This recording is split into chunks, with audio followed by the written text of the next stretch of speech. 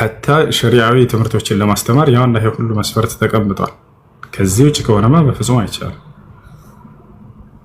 እና ዳዋ አድርግላት። ሴት ልጅ የህዝብ ሸቀጥ አይደለችም። ለማንም ሰው ወጣ የምትወጣ ሐላል ለሆነ ባሏ ነው ወይንም ደግሞ መህረም ዘመድ የሆነ ሰው ነው ሊያት የሚገባው። አላህ ሱብሓነሁ ወተዓላ ወኢዛ ሰአልቱሙሁነ መታዐን ፈስአሉሁነ ሚን ወራኢ ሒጃብ ይላል። ሴቶችን የሆነ መገልገያ ዕቃ መጠየቅ የምትፈልጉ ከግርዶሽ በስተጀርባ ሆናችሁ ጠይቋቸው ነው ያለው።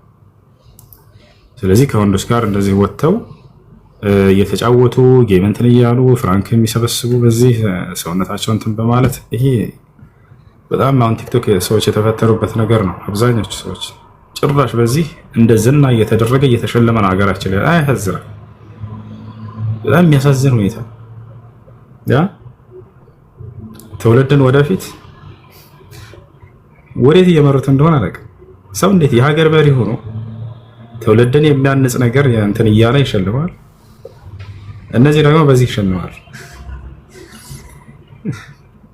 ከንቱ ዓለም ከንቱ ዓለም። አይ እና አይሆንም። እሺ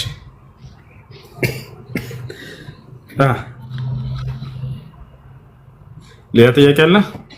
ሙሐሙ ወንድሜ ሌላ የለኝም። አመሰግናለሁ። ጀዛከላህ ኸይር። እሱ ጥያቄ አለኝ። እሺ ጥያቄ ምንድን ነው? ሰላም ነው? አልሐምዱሊላህ። ሀደራህም በትዕግስት ብትመልስልኝ የሆነ ህይወት ላገኝ እችላለሁ እና ምንድነው መሰለ እዚህ ላይ እኔ ብዙ ጥያቄ የሚፈጥርብኝ ነገር አለ። አሁን በዚህ ሰዓት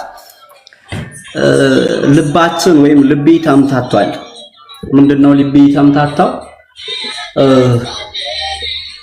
ፈጣሪን ትክክለኛ ፈልጎ ከፈጣሪ ጋር መሆን በሚከብድ ሰዓት ነው ያለነው። ለምሳሌ እዚህ ዓለም በደንብ ዞር ዞር ብለህ በሐሳብ ስትቃኘው የተለያዩ ዶክተሪኖች እየወጡ ነው። እኔ ደግሞ በዚህ ሰዓት ያስጠላኝ ምንድነው መሰለ የዶክተሪን ባሪ ለምሳሌ እንበልና አሁን አንተ እስልምና እያስተማርክ ነው። ሌሎቹ ደግሞ ክርስትና አለ፣ ካቶሊክ አለ፣ ከካቶሊክ ተሐድሶ አለ፣ ከካቶሊክ ደግሞ የወጣ አድቨንቲስት አለ፣ ፕሮቴስታንት አለ፣ ከፕሮቴስታንት የተለያዩ ስም የተሰጣቸው ቃለ ሕይወት፣ ሙሉ ወንጌል፣ መካነ ኢየሱስ እያለ አለ። የተለያዩ ህይወት አለ እዚህ ዓለምና አሁን እንዴት ነው ፈጣሪን በትክክል ማግኘት የምቻለው? ሁሉንም ነገር ደግሞ የያዛ በሁሉም መንገዶች ላይ ስህተት የሌለ በሚኖረው ባለው አቋሙ ላይ የጸና ፈጣሪን በትክክል ሊገልጽ የሚችለውን እንዴት ልናገኝ እንችላለን? በዚህ ሁኔታ እኔ ፈጣሪ ባሳዝነው ይጠየቃል። አሁን ሁሉም የራሱን ሞነጫጭሮ ወጥቷል። የራሴን ዶክተሪን እኔ ሞነጫጭሬ እወጣለሁ። በቅርቡ ለምሳሌ ፍቅርሲዝም የሚል ወጥቷል፣ ቤቲሲዝም የሚል ወጥቷል። ነገም ሌላ ሊወጣ ይችላል። you know how can we obey the creator? እንዴት ነው ፈጣሪያችንን ፈጣሪ ብለን በትክክል ልንገዛ የምንችለው? ይሄንን ደግሞ ሊያስቃኝልን የሚችል አንድ እንኳን መክረን የለም። በትክክል ቆሞ ታግሶ ተከታትሎ ይሄ አካሄድ አይደለም የሚል የለም። you know how can I follow the truth creator? ትክክለኛ የሆነ ፈጣሪ እንዴት ነው እኔ መከተል የምችለው? እሺ አዳምጠኝ። እንግዲህ ትክክለኛውን ፈጣሪ ለማግኘት ከነርሱ ጋር ያለውን መለኮታዊ መጽሐፍ ዛሬ የጠቀስካቸው ለናሙናነት ያክል የጠቀስካቸው እምነቶች አሉ። ገብቶሃል አይደል? እነዚያን ስታያቸው ጊዜ ምን አይነትን አምላክ ነው የሚሰብኩን የሚለውን በደንብ አድርገህ ማስተዋል ነው። አምላክ ሰውን ከፈጠረ በኋላ ዝም ብሎ በከንቱ እንዳልተወው ልታውቁ ይገባል። ዝም ብዬ ይሄንን ነገር ሞባይል ፈጠርኩኝና ዝም ብዬ ያስቀመጥኩትና ሄድኩኝ ያለምንም ዓላማ ይሄ ያስኬዳል? በፍጹም የሆነ ዓላማ አለኝ የፈጠርኩበት ምክንያት። ሰውም ልክ እንዲሁ የተፈጠረበት ዓላማ አለው። ለምን ዓላማ ነው ሰው የተፈጠረው የሚለውን እነዚህ መጽሐፍቶች ምን ይላሉ? ከዚያ በኋላስ አምላክ ራሱን እንዴት አስተዋወቀን? ስለራሱ በማን በኩል? በነብያት በኩል ነው የሚያስተዋውቀን። እነዚያ ነብያቶች የገለጹት ትክክለኛ አምላክ የትኛው ነው የሚለውን ከዚያ ታጠናለህ። ለመሆኑ ለምን ዓላማ እንደተፈጠረን አምላክ አላህ ሲናገር ይላል ወማ ኸለቅቱል ጂነ ወልኢንሰ ኢላ ሊያዕቡዱን አለ። ሰዎችን እኔን እንዲገዙኝ እንጂ ለሌላ ዓላማ አልፈጠርኳቸውም አለ።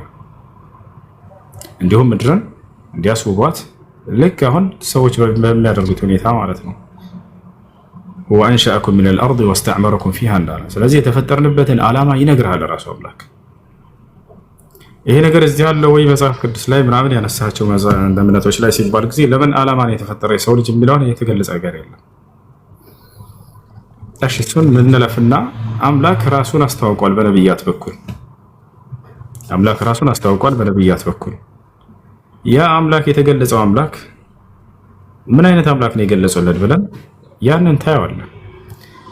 አምላክ ፈጣሪ ነውና ፍጡር አይደለምና የፍጡር ባህሪ ከእርሱ ጋር በፍጹም የለው። ፈጣሪ እንደመሆኑ ከፍጡር የተለዩ የሆኑ ባህሪያቶች አሉት። ፍጡር እንደመሆናቸው ከፈጣሪ የተለዩ ባህሪያቶች አላቸው። ይህ ነገር ለምሳሌ ከአምላክ ባህሪያቶች አይምሮም ሊቀበል የሚችል ነገር ነው። ከአምላክ ባህሪያቶች መካከል አምላክ ዘላለማዊ ሕያው ነው። መሞት የማን ባህሪ ነው ከተባለ የፍጡር ባህሪ ነው። አምላክ ደግሞ ያለ የነበረ ለዘላለም የሚኖር ነው። ለዘላለም ሕያው ነው ማለት ነው። ይሄን አንድ ባህሪውን ለምሳሌ ብናይ በእያመዛዘንን ከሁሉም እናሳይ። ይሄ ባህሪ ከእርሱ ከአምላካችሁ ከአላህ ዘንድ አለ ወይ? ይህ ቁርአን ላይ የተሰበከው አምላክ ይሄ ነው ወይ ባህሪው? አዎ። አላህ በቁርአን ላይ ሲናገር ወተወከል ዐለል ሐይ አለዚ ላ የሙት፣ በዚያ በማይሞተው ዘላለም ሕያው በሆነው በአምላካችሁ በአላህ ላይ ተመኩ ይለናል ቁርአን። ስለዚህ አላህ ከባህሪያቶች አንደኛ ምንድነው? ለዘላለም ሕያው ነው። ሞት የሚባል ከእርሱ ጋር የለም። ይህን ይዘን ስንሄድ የጠቀስካቸው እምነቶች ላይ ግን አምላክ እንደሚሞት ያምናሉ። እነዚህ ሰዎች አምላክ ስለኔ ኃጢአት ሞቶልኛል ብላ ያምናሉ። ይወታል አይደል? የፈጣሪን ባህሪ እንዳልያዘ ከዚያ ትረዳለህ። ፈጣሪ እንዴት ነው የምንረዳበት መንገድ ያልከውን እንዲህ መለኮታዊ ባህሪያቶችን እየያዝክ ማመዛዘን ማግኘት ትችላለህ። ለምሳሌ ሌላ ልስጥህ። አምላክ እውቀቱ የተገደበ አይደለም። ያ ማለት ስላለፈው የሚያውቃል፣ ስለወደፊቱ የሚያውቃል፣ እየሆነ ስላለው የሚያውቃል። ሊሆን የማይችሉ ነገራቶች ቢሆኑ በምን ሁኔታ እንደሚሆኑ ያውቃል። ይሄ አምላካችን የአላህ ባህሪ ነው። ገብቷል? አዋቂ ነው አምላክ።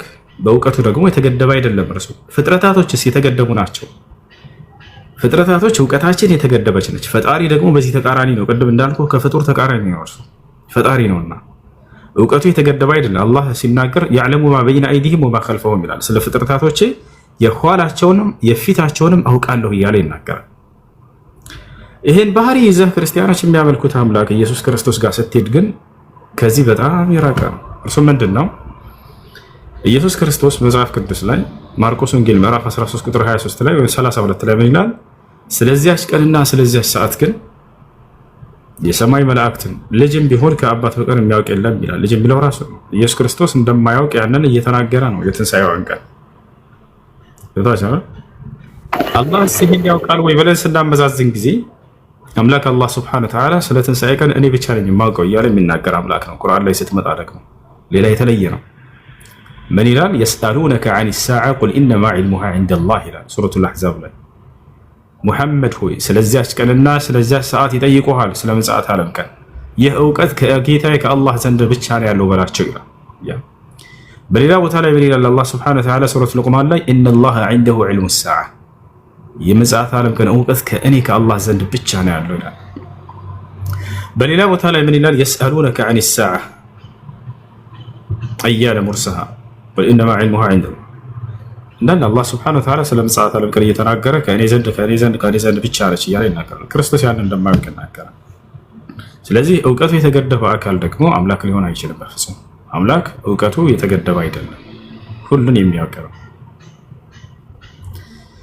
ያን ሌላኛው አምላክ ባህሪያቶቹ ፈጣሪ ነውና እርሱ የፈጣሪ ባህሪያቶች ብቻ ናቸው። የፍጡርነት ባህሪ በፍጹም ከእርሱ ጋር የለም። ፍጡር ማለት በሆነ ጊዜ ላይ ተገኝቶ የሆነ ጊዜ ላይ ፍጻሜውን ያገኘ ማለት ነው። ጅማሬ ያለውና ፍጻሜ ያለው ነገር ፍጡር ይባላል። ፈጣሪስ ከዚህ ተቃራኒ ነው። ጅማሬ የለውም። በዚህ ጊዜ ተጀመረ ከተባለ ይሄ ፍጡር እንጂ ፈጣሪ አይደለም። በዚህ ጊዜ ፍጻሜውን አገኘ ከተባለ ይሄ ፍጡር እንጂ ፈጣሪ አይደለም። ይሄ ነገር እስልምና ላይ ያለው አምላክ ይሄ እንዴት ነው ባህሪው ከተባለ هو الأول والآخر ይላል። እኔ የመጀመሪያውም የመጨረሻውም ለዘላለም የማልሞተው ነኝ ብሎ ዘጋው። ክርስቲያኖች የሚያመልኩት ደግሞ መጽሐፍ ቅዱስ ላይ ሄደን ኢየሱስ ክርስቶስን ስናየው ጅማሬም አለው ፍጻሜም አለው። እነሆ ትጸንሻለሽ፣ ወንድ ልጅንም ትወልጃለሽ፣ ስሙንም ኢየሱስ ትይዋለሽ። የጽንስ መገኛ ቦታ የት ነው ከተባለ ጅማሩ ማርያም ማህፀን ላይ ነው። ገብታችኋል አይደል? ስለዚህ ጅማሬ አለው። ህይወትንም ጭራሽ ተሰጥቶ ነው። አብ በራሱ ህይወት እንዳለው ሁሉ ወልድም ህይወት ይኖረው ዘንድ ሰጠው ይላል። ስለዚህ ለስጋውም ለህይወቱም ጅማሬ አለው፣ ሰጭ አለው፣ ያንን ህይወት የሰጠው አካል። ይሄ ደግሞ የፍጡር ባህሪ ነው። እሺ ፍጻሜ ሳለው ወይ አሁን እንደ ክርስቲያኖች እምነት በመስቀል ላይ ሞቷል ብለው ያምናሉ። ያን አካል ገብታችኋል አይደል? የአምላካችን ሞቷል ብለው ያምናሉ። ስለዚህ ፍጡር ብሎ ማለት الذي له بداية وله كذلك نهاية أما الخالق فليس له بداية وليس له نهاية فهو أزلي وأبدي ፍጡር ብሎ ማለት ለህይወቱ ጅማሬና ለህይወቱ ፍጻሜ ያለው እስከሆነ ድረስ ክርስቶስ ይሄ የፍጡር ባህሪ እንዳለበት ቁልጭ አድርጎ የሚያሳይ ነው። አምላክ አላህ እስከተባለ ليس له بداية وليس له نهاية بل هو الأول والآخر والظاهر والباطن فهو أزلي وأبدي وسرمدي አምላክ አላህ ሱብሓነሁ ወተዓላ እርሱ ጅማሬም የለውም ፍጻሜም የለውም። በዚህ ጊዜ ተጀምሮ ከተባለ ይሄ በፍጹም አምላክ አይደለም። አላህ ሱብሓነሁ ወተዓላ ليس له بداية ጅማሬ የለውም፣ وليس له نهاية መጨረሻም የለውም። كل من عليها فان ويبقى وجه ربك ذو الجلال والإكرام ይላል ስለ ራሱ ባህሪ ሲናገር ዓለም ላይ ያለው ሁሉ ፍጻሜ አለው ካለም በኋላ ምን አለ? ሁሉም ይጠፋል ካለ በኋላ የክብርና የልቅና ባለቤት የሆንኩት እኔ አምላክህ ብቻ ስቀር ይላል። ያሰላም ይሄ። ስለዚህ እርሱ ዘንድ ሌላው ነገር ልታውቅ የሚገባው መለኮታዊ ባህሪ ብቻ ነው ያለው። የፍጡርነት ባህሪ የለውም። አምላክም ነው ሰውም ነው ተብሎ የሚገለጽ ነገር አይደለም። ሌላው አላህ ሱብሓነሁ ወተዓላ የፈለገውን ያሻውን የሚሰራ የሆነ አምላክ ነው። ይቷ ኢነላህ የፍዓሉ ማ የሻ ይላል ስለ ባህሪው ሲናገር እኔ ያሻኝን እሰራለሁኝ አለ። ክርስቲያኖች የሚያመልኩት አምላክ ጋር ሲንድ ጊዜ ኢየሱስ ክርስቶስ ምን ይላል? እኔ ከራሴ አንዳች ላደርግ አይቻለኝም ማለት ታዞ ነው የሚሰራው፣ ትእዛዝ ተሰጥቶት። ያንን ካልሆነ በራሱ መስራት አይችልም። የምለውንም ሁሉም የላከኝ አምላክ የሰጠኝ እያለ የሚናገር አካል ነው። አምላክ አላህ ሱብሓነሁ ወተዓላ ለእርሱ ተቀብሎ የሚሰጥ አይደለም፣ ራሱ የሚያደርግ ነው። ለነቢያቶች የሚሰጣቸው የሆነ አምላክ ነው። ሌላው ኩልዩል ቁድራ አምላክ ፍጹማዊ የሆነ ቻይ ነው፣ ችሎታ አለው። አላህ በቁርአን ስለ ባህሪው ሲናገር ስለዚህ ወላሁ ዐላ ኩሊ ሸይኢን ቀዲር ይላል። እኔ አምላካቸው አላህ ሁሉን ነገር በማድረግ ላይ ቻይ ነኝ ይላል። የክርስቲያኖች አምላክስ ብለን ሁሉን ነገር በማድረግ ላይ ቻይ ነኝ ከራሴ አንዳች ላደርግ አይቻለኝም የሚል አካል በፍጹም የሚገናኝ አይደለም። ሌላው አምላክ አላህ ሱብሓነሁ ወተዓላ ስለ ፍጥረታት ሲናገር ጊዜ 7 ሰማያትን 7 ምድርን በ6 ቀናቶች ፈጠርኩኝ ምንም አይነት ድካምና እንትን አልነካኝም እያለ ይናገራል። እዚያ መጽሐፍ ቅዱስ ላይ የምታየው አካል ግን ምን ይላል? 7 ሰማይና 7 ምድርን ከፈጠረ በኋላ እግዚአብሔር በሰባተኛው ቀን ከስራው አረፈ ይላል፣ ተነፈሰም ይላል። አስቡት፣ አምላክ ስራ ሰርቶ ሲጨርስ እረፍት ሲወስድ ኢጃዛ ሲኖረው ማለት የእረፍት ቀን አለው። ሰንበት ቀን እግዚአብሔር ከስራ ያረፈበት ቀን ነው። በዚህ ቀን ከሰራህ ማንኛህም ትገደላለህ ብሎ ህግ ሁሉ አውጥቷል። ምክንያቱም እኔ ከስራ ያረፍኩበት ቀን ነውና ለእግዚአብሔር ስራ ሰርተህ ኢጃዛ ስትወስድ ማለት ነው። አስበው፣ የእረፍት ቀን አለ። ይሄ ማን ባህሪ ነው? የፍጡር ባህሪ ነው። አምላክ አላህ ሱብሓነሁ ወተዓላ ሰማይና ምድርን ፈጥሮ አርፋለሁ ይላ ማረፍ የሚባል ከእርሱ ጋር የለም። የእረፍት ሰዓት የሚባል ነገር የለውም። ከስራው አረፈ ሊባል የሚቻለው ፍጡር ነው። ሌላው እርሱ ወሁወል ዋሂዱል ቀሃር እርሱ አንድና ሁሉን አሸናፊ የሆነ አምላክ ነው። ወሁወል ዐዚዙል ሐኪም እርሱ አሸናፊና ጥበበኛ ነው። ፍጥረታት ሁሉ እንዳለ ከእርሱ ትእዛዝና ቁጥጥር ስር ናቸው አላህ ሱብሓነሁ ወተዓላ። ነገር ግን ወደ መጽሐፍ ቅዱስ ወዳለው አምላክ ስንሄድ ጊዜ በብሉይ ኪዳንም በአዲስ ኪዳንም በፈጠራቸው ፍጥሮች ተሸንፏል፣ እንደ መጽሐፉ ማለት ነው። በብሉይ ኪዳን ማን አሸነፈው ታግሎ ከተባለ ያዕቆብ አሸነፈ ይለናል። ኦሪት ዘፍጥረት ላይ እግዚአብሔርና ያዕቆብ ታገሉ ይላል፣ ትግል ያደረጉ። ከዚያ በኋላ ያዕቆብም እግዚአብሔርን ታግሎ አሸነፈው ቃል በቃል መጽሐፍ ቅዱስ ላይ። ከዚያ ምን ይላል?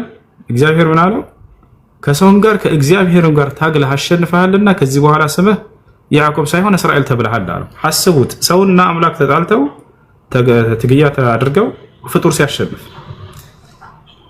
አዲስ ኪዳንም ላይ ልክ እንዲሁ አምላክ ነው ብለው ያስባሉ። ኢየሱስ ክርስቶስን የፈጠራቸው ደካማ ፍጥረታቶች የያዙት፣ ገደሉት፣ ሰቀሉት። በብሉይ ኪዳንም በአዲስ ኪዳንም በፈጠራቸው ፍጥረታቶች የሚሸነፍ የሆነ አምላክ ነው እዛ ጋ ያለው። ቁርአን ላይስ ለአንደዚህ ብሎ ሂሳብ የለም።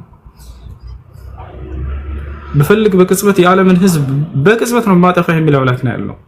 አይደለም ሊዳፈሩትና ሰዎች አጠፉት፣ ገደሉት፣ ሰቀሉት ሊል ማለት ነው። ግን በእዝነቱ ትቷቸዋል። አላህ ሱብሓነሁ ወተዓላ የፍርዱ ቀን የትንሣኤ ቀን ገነትና ገሃነም አዘጋጅቷል። ዛሬ በምድር ላይ ለፈተና ትቷቸዋል። ወለው ዩአኺዙ ላሁ ናሰ ቢማ ከሰቡ ማ ተረከ ዐላ ዛህሪሃ ሚን ዳባ ይላል። ሰዎችን በሰሩት ኃጢአት እዚሁ ምድር ላይ በይዛቸውና ዋጋቸውን በሰጣቸው ምድር ላይ አንድም ተንቀሳቃሽ ባልኖረ ነበር እያለ ይናገራል። ወላኪን ዩአኺሩሁም ኢላ አጀሊን ሙሰማ፣ ነገር ግን እስከተወሰነው ጊዜ ድረስ ያቆያቸዋል ብሎ ተናገረ። አውቆ ነው የተዋቸው። ቢፈልግ ኑሮ አንድንም ሰው ምድር ላይ አላህ ሱብሓነሁ ወተዓላ ያጠፋቸው ነበር። አይደለም ገደሉት፣ ሰቀሉት የሚል ሂሳብ እርሱ ጋር ሊኖር ማለት ነው። ላ የለም፣ አይደለም ገደሉት፣ ሰቀሉት የሚል ሂሳብ እርሱ ጋር ሊኖር ማለት ነው። እነዚህ ሁሉ ናቸው። እነዚህ ካነሳ ሁለት ጥቂቶቹ የአምላክ ባህሪያቶች ናቸው። ይህን ይመስላል እና ነቢያቶች በቁርአን ላይ መጥተው ሲሰብኩን ጊዜ ስለ አምላክ ስለ አላህ ሱብሓነሁ ወተዓላ በዚህ መልኩ ሰብከዋል። ሌላኛው ባህሪው ምንድነው? እርሱ ብዜት የለውም። አምላክ እውነተኛ አምላክ እንደ አይምሮ የሚቀበለው አምላክ ብዜት ሊኖረው አይችልም። አንድ ብቻ ነው አምላክ። በአንድነቱ ላይ ሁለትነት የለበትም፣ ሶስትነት የለበትም። ሁለትና ሶስትነት ካለው እነዚህ አጋዥ ናቸው ለዚህኛው። አምላክ ደግሞ እገዛን የሚፈልግ አይደለም በፍጹም። ገብቶሃል አይደል? አምላክ እገዛን የሚፈልግ አይደለም በፍጹም። እርሱ ብቸኛ ነው። አላህ ስለ ራሱ ባህሪ ሲናገር ምን አለ? ቁል ሁወ አላሁ አሐድ፣ በል እርሱ አላህ አንድ ብቻ ነው ይላል። ወኢላሁኩም ኢላሁ ዋሂድ ላ ኢላሃ ኢላ ሁወ አርረሕማኑ ረሒም፣ አምላካችሁ እርሱ አላህ አንድ ብቻ ነው፣ እርሱም የአዛኞች ሁሉ አዛኝ ነው። እሺ ሁለት ሊሆን ይችላል ወይ? ላ ሁለትም አይደለሁም ብሏል። እሺ ሶስት ሊሆን ይችላል ወይ? ሶስትም አይደለሁም ብሎ አንስቷቸዋል። አላህ እነዚህን ሁሉ ውድቅ አድርጓቸዋል። ወላ ተተኺዙ ኢላሀይን ኢስነይን ኢነማ ሁወ ኢላሁ ዋሂድ፣ ሁለት አምላክ አድርጋችሁ አትያዙኝ እኔ አንድ ብቻ ነኝ እና አለ። ወላ ተቁሉ ሰላሳ ኢንተሁ ኸይረን ለኩም ኢነማ አላሁ ኢላሁ ዋሂድ አለ። ሶስት ብላችሁ አትጥሩኝ ወይም ስላሴ አትበሉኝ ካለ በኋላ ከዚህ ንግግራችሁ ተቆጠቡ እኔ አንድ ብቻ ነኝ እና አለ። ዘጋው። ወደዛኛው መጽሐፍ ስትሄድ ግን ሶስት አካሎች አሉ፣ ሶስቱም አምላክ ናቸው። አብ አለ፣ ወልድ አለ፣ መንፈስ ቅዱስ አለ። አምላክ ነው ወይ ይሄኛው? አዎ ይሄኛው አምላክ ነው፣ ይሄንም አምላክ ነው፣ ይሄም አምላክ ነው። ግን ራሳቸውን ምን ብለው አሳምነዋል? አይ አንድ ናቸው በቃ። ግን ሶስቱም አምላክ ናቸው ብለህ እንደገና አይ አንድ አምላክ ናቸው አይሰራም እንደዚህ። ስለዚህ 100 አማልክቶችን ቆጥርና ደረድርና አንድ ነው በቃ አንድ ነው ይግግም ብዬ ራሴን ማሳመን ማለት ነው። ያስኬድም እንደዚህ ለታ። ስለዚህ አንዱ ሌላውን ያመጣና ያስገኘ እንደሆነ መጽሐፉ ይናገራል በደንብ አድርጎ። አብ ኢየሱስ ክርስቶስን በደንብ አድርጎ አምጥቶታል። የሐዋርያት ሥራ ምዕራፍ 13 ቁጥር 23 ላይ እግዚአብሔርም እንደ ተስፋው ቃል ለእስራኤል ሰዎች ይህን ኢየሱስን አመጣ ይላል። አንዱ ያመጣ አንዱ መጪ ነው። አንዱ ስልጣን ሰጪ ነው፣ አንዱ ስልጣን ተሰጪ ነው። አንዱ ሁሉን አዋቂና አሳዋቂ ነው፣ ይሄኛው ደግሞ እውቀትን ተቀብሎ የሚያስተምር ነው። በጣም የተለያዩ ናቸው። እንደዚያ ሆነው በመለኮታዊ ባህሪ ተለያይተው አይ በመለኮት አንድ ናቸው ብለው ግግም ይሏቸዋል። ይወታቸዋል አይደል? ይሄ ነው መለኮታዊ ባህሪያቶች ምንድን ናቸው ብላችሁ ስትመዝኑ ጊዜ በጣም የተለያዩ ናቸው። ከመለኮታዊ ባህሪያቶች ለምሳሌ አንደኛው ምንድነው? ሁሉን አዋቂ ነው አምላክ። አብን ስናይ ሁሉን አዋቂ ነው፣ የትንሣኤ ቀን እኔ ያውቃለሁ እያለ የሚናገር ነው። ክርስቶስ ግን ልጅም ቢሆን አያውቅም ያችን ቀን ይላል። ከመለኮታዊ ባህሪያቶች አንደኛው ምንድነው? እውቀት ነው። በእውቀት ሊለያዩ አይገባም ማለት ነው። አብም ወልድም መንፈስ ቅዱስ ነው። ነገር ግን አንዱ አውቆ ሌላው የማያውቅ ከሆነ እኩል አይደሉም በመለኮታዊ ባህሪ። ስለዚህ በመለኮት አንድ ናቸው የሚለው ውሃ ይበላል። የዛኔ ቦታች አለ አይደል? ይህ ነው አንዱ ሁሉን ነገር በማድረግ ላይ ቻይ ነው። ሌላኛው ደግሞ እኔ ከራሴ አንዳች ላደርግ አይቻለኝም አምላኬ ሲያሳየኝ የማየውን እንጂ ሌላ አልሰራም ብሎ የሚናገር ነው።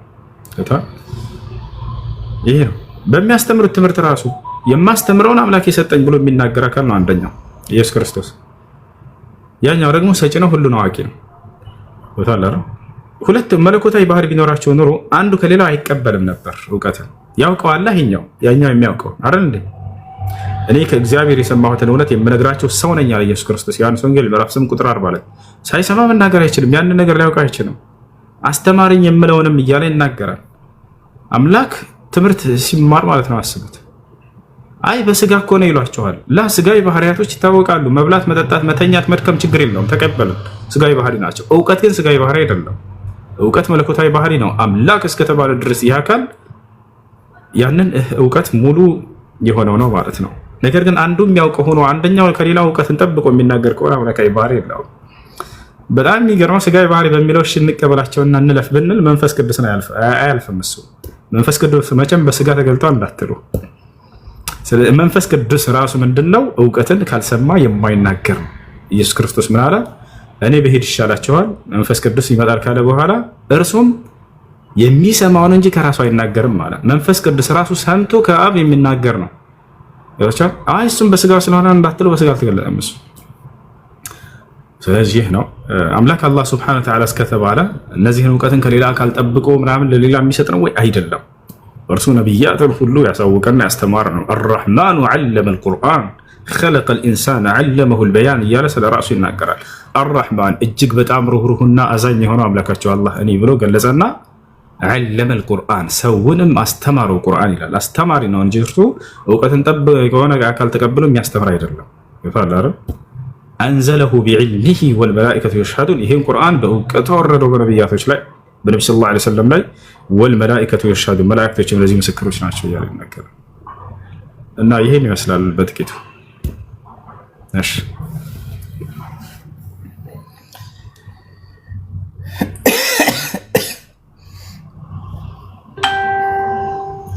አለይኩም ሰላም ወረሕመቱላሂ ወበረካቱህ። ሐያከላህ ሸይኽ ነቢይ። እሺ ጥያቄ አለ? ቀጥል። እሺ ሰላም አለይኩም። አለይኩም ሰላም ወረሕመቱላሂ ወበረካቱህ። እኔ ትንሽ ስለ ወለድ ስትቀበል ማለት ወለድ መሆኑን እያወቅ ግን አንተ ምሳሌ 100,000 ተቀበልክ እንበል 150 አድርጌ መልሳለሁ ብለህ አንተ 150 መልሳለሁ ብለህ ብትቀበል እንዴት ነው? ያኔ ሐራም ነው? ነቢያችን ሰለላሁ ዐለይሂ ወሰለም ኩሉ ቀርድን ጀረ ነፍዐን ፈሁወ ሪባ አሉ። ማንኛውም ትርፍን ያስገኘ ብድር አይነት ሁሉ ወለድ ነው አሉ ነቢያችን ሰለላሁ ዐለይሂ ወሰለም። በዛ ሰዓት በአብዛኛው ይሰግዱ ነበር። እሺ ታዲያ ነቢያችን ሰለላሁ ዐለይሂ ወሰለም ስንት ረካ ነበር የሚሰግዱት የሌሊት ሶላትን ከተባለ ቃለት ኡሙል ሙእሚኒን 10 ረክዓ ፊ ረመዳን ወፊ ገይሪ ረመዳን። እናታችን አይሻ ምን አለች? የአላህ መልእክተኛ ነቢ ሰለላሁ ዐለይሂ ወሰለም በረመዳንም ከረመዳንም ውጭ የሌሊትን ሶላት ከ11 ረክዓ በላይ ጨምረው ሰግደው አያውቁም ማለች። ያም እንዴት ነው? 2 8 ከሰገዱ በኋላ ከዚያ ዊትር 3 ይሰግዳሉ። በአጠቃላይ 11። በዚህ መልኩ ስገድ። ያኔ አሁን እኔ ማለት ነው ላይ ያው እቁናው ብዙም የለኝምና ሌሊት ላይ ያው ከ4 ሰዓት በላይ ያለውን ሰዓት ተጠቅሜ ሰግዳለሁ። ግን ስሰግድ 4 ረካ እያደረኩኝ 12 ረካ ሰግጄ የተኛለሁ ማለት ነው። 2 ነቢያችን ሰለላሁ ዐለይሂ ወሰለም የሌሊት ሶላት 2 ረካ ነበር። ስለዚህ 2 አድርገህ ስገድና ደግሞ ወይ 1 ወይ 3 ስገድ። እና ወላሂ አላህ ይጨምርልህ ያለኝ ሽክራን ወላሂ ተከለው ሆይ አፍ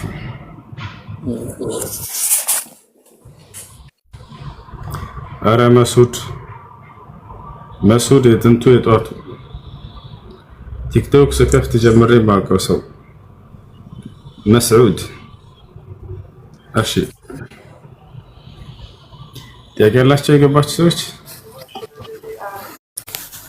ሄሎ። ሰላም አለይኩም። አለይኩም ሰላም።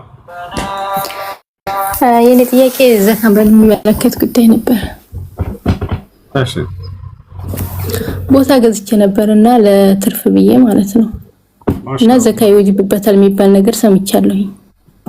አዎ ለትርፍና ለመሸጥ የተገዛ የተቀመጠ ቦታ ዘካ አለበት። ኦኬ እንደዛ ከሆነ ለምሳሌ የ100,000 ዘካ በአመት ስንት ነው? አወጣጡስ እንዴት ነው? የሚገባውስ በትክክል ለምስኪን ነው ወይስ ለየቲሞች ነው ወይስ ለቤተሰብ ቢሰጥ ይደርሳል? አወጣጡን አጠቃላይ ብትነግረኝ። እሺ የ100,000 2500 ነው። እንዴት ነው እሱን ማስላት የምትችሉት? ባጭሩ ያላቸውን ገንዘብ ለ40 ማካፈል ነው። 100,000 ሲካፈል ለ40 ስንት ይሆናል? 2500። ስለዚህ ያ ዘካ እንዴት ነው የምታወጪው? መሬቱ ለመሸጥና ለማትረፍ የተቀመጠ እስከሆነ ድረስ ጊዜው በቆየ ቁጥር እያተረፈ ነው መሬቱ ራሱ። ስለዚህ ዘካ አለበት። ነገር ግን ለመኖሪያ ተብሎ ከሆነ የተገዛው መኖሪያ ቤት ልሰራበት ገዛሁት ልሸጠው አይደለም፣ ላተርፍበት አይደለም፣ ይሄ ዘካ የለበትም። ነገር ግን ለመሸጥና ለማትረፍ ተብሎ ከሆነ ዘካ አለበት። ያም እንዴት ነው? በየአመቱ ይወጣለታል።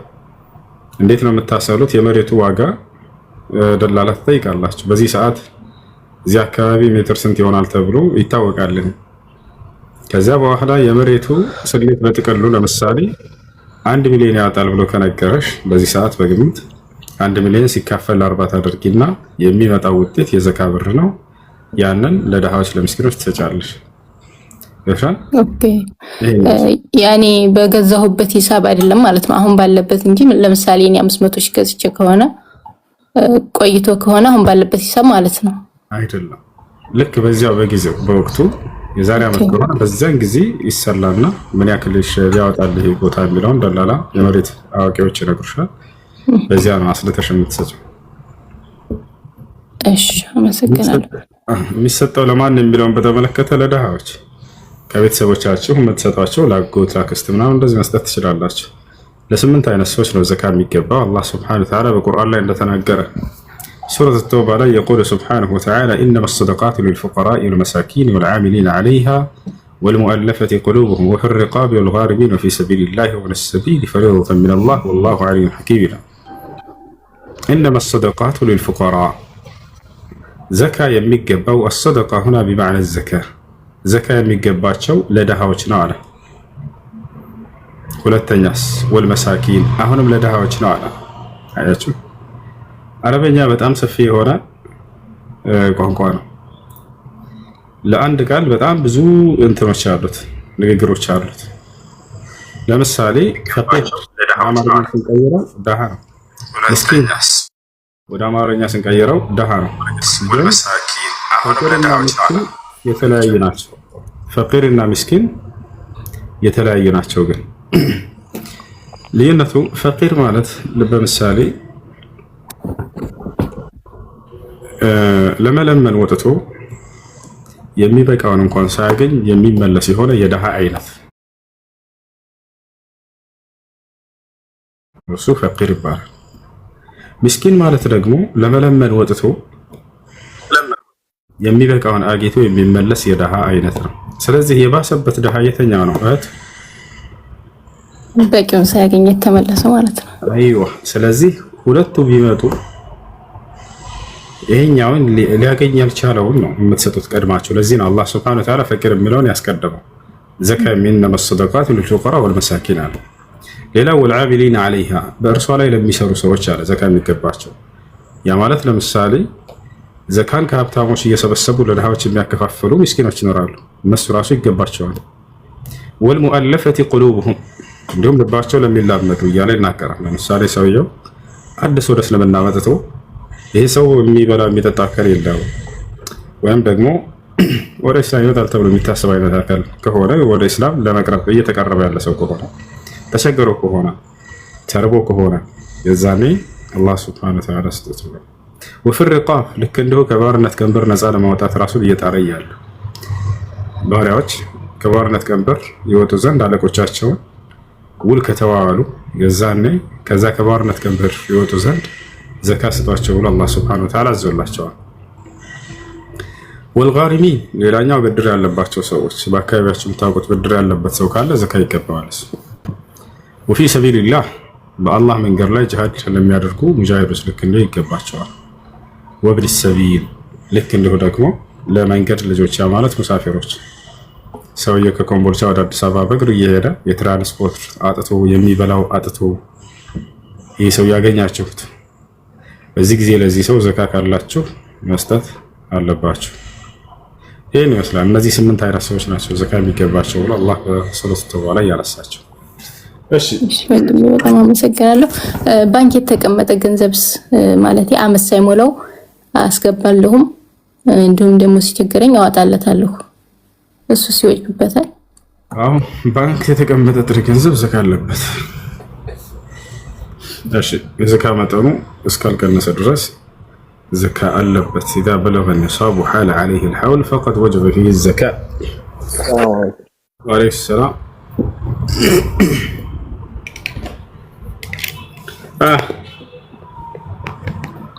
እሺ ወንድሜ አመሰግናለሁ። ጀዛከላህ ኸይር። እሺ ሰላም አለይኩም። አለይኩም ሰላም። እንዴት ነህ ወንድሜ? ደህና አልሐምዱሊላህ። ጥያቄ ነበረኝ። ይቻላል? አይቻልም። እና ማለት ነው እንትን እና አገር ላይ ነው ማለት ነው። ከዛ አባቴ ቋሮ ላይ ያን ምን ላድርግ ልልክ ነው ማለት ነው።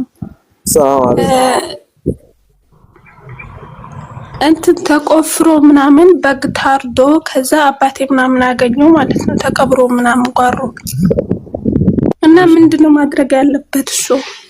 ምን አገኘ ነው ያልሽው? ኡስታዝ ምናምን እሱ ጓሮ ላይ ምናምን ያን እንትን ተቆፍሮ በግ ታርዶ ተቀብሯል። እሺ ከዛ እሱ ደግሞ በቃ ደንግጦ ምናምን እንትን አውጥቶት ያኔ ምን ላድርግ ለማለት ነው። ኡስታዝ ምናምን ተጠርቶ ይታይ ወላ ከዚያ ቦታ ሌላ ቦታ እንስሳቶች የሚጣሉበት ቦታ ካለ ከሞቱ ወደዛ አንስተው ይጣሏቸው። ምናልባት እነዚያ ሰዎች ድግምት አድርገውባቸው ሊሆን ይችላል፣ አይታወቅም። እሱ አለ እኔ በአባቴ በቃ እንዳለ በቃ እንትን እንደዚህ አይነት ነገር አለባቸው። ግን ይፋ አድርገው ደግሞ አውጥተው ይሄንን ነገር እንትን አሉ ማለት ነው። የሞተ እንስሳት የሚጣልበት ቦታ ካለ ወደዛ ወስደው ይጣላቸው። አይ እሺ ኡስታዝ ምናምን እንትን ያምጣ እንደ አባቴ አያስፈልግም። ወንድምሽ ወሰዳቸው በጎቹን ወስደው በመኪና ወይንም በባጃጅ ወይንም በጋሪ ጭኖ ጥላቸው ይምጣል። እሺ በቃ ተዘክለ አለይኩም ሰላም ወራህመቱላህ። ጥያቄ ነበር።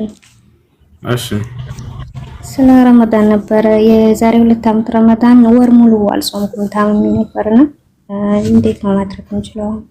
ቀጣ ማውጣት አሁን ግዴታ መጾም ነው ያኔ ያለብን ወላ አቅሙ ካለሽ መጾም አለብሽ? እኮ አቅሙ ከሌለኝስ እንዴት ነው በገንዘብ ማውጣት እንችላለን?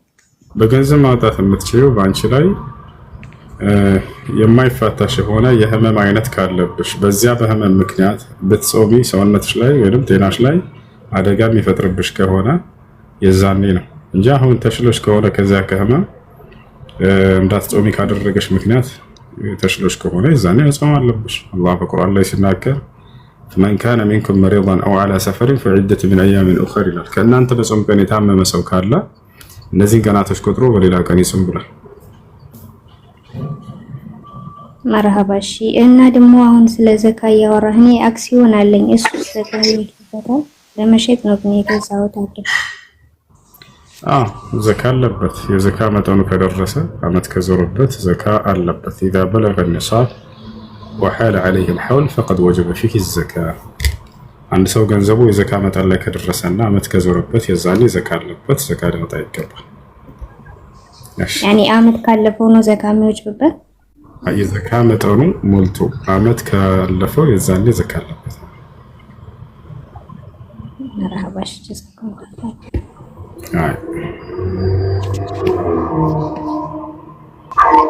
السلام عليكم ورحمة الله. وعليكم السلام ورحمة الله.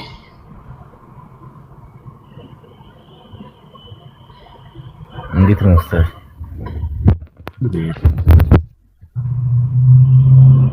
ደህና ነው? ደህና ነኝ።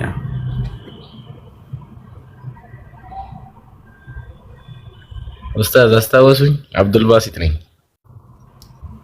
አላስታወስኩም። ሰላም ነው? እንዴት ነው? አላህ አልሐምዱሊላህ። ይብሩ ነበር።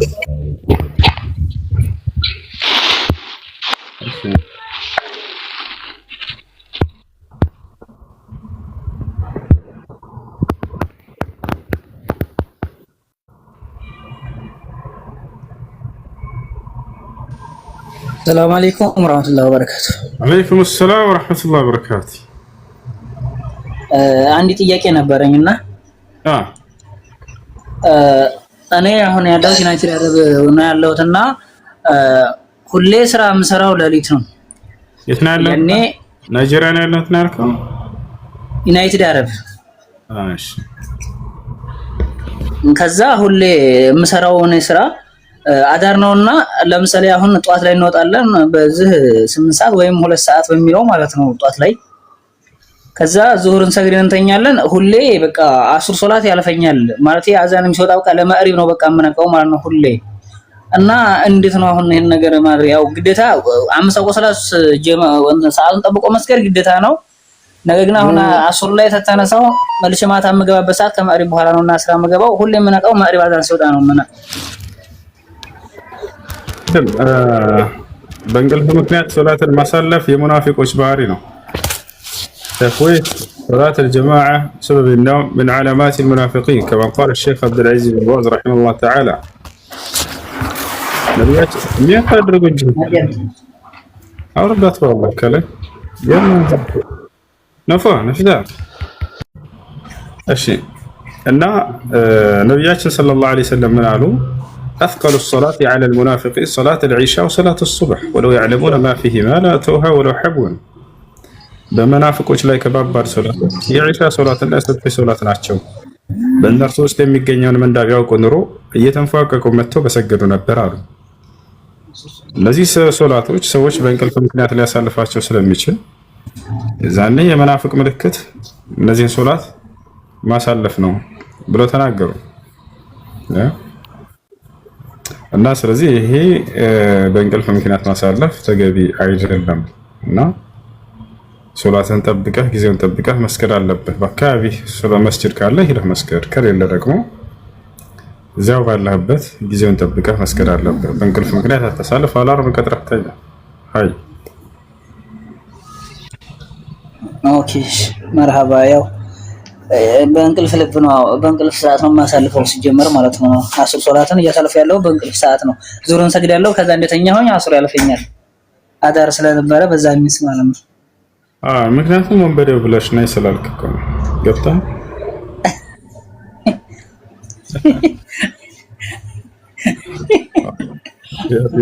ጀዛከል ኸይር መርሃባ።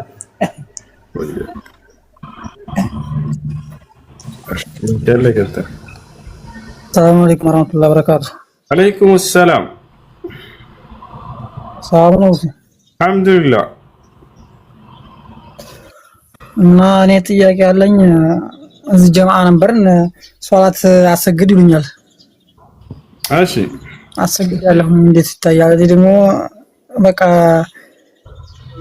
በቃ ሐራም ነገር ላይ ምስል አይና በጣም በቃ ጸጸትና መለስም ብዬ ስፈቅድ በኋላ ሞዛው ገኛለሁ። ምን ባረግ ይሻለኛል? እንዴት ይታያል? በቻልከው አቅም ከዚያ ከሐራም ለመራቅ ሞክር። ምናልባት እንኳን ከወደክ ወዳው ተውበት አድርግ። ይሄ ነው አረጋለሁ ግን አልመለስም ብዬ እንታለሁ። ከዛ ደግሞ ጀማዓ ነበር አሰግድ ምናምን ይሉኛል።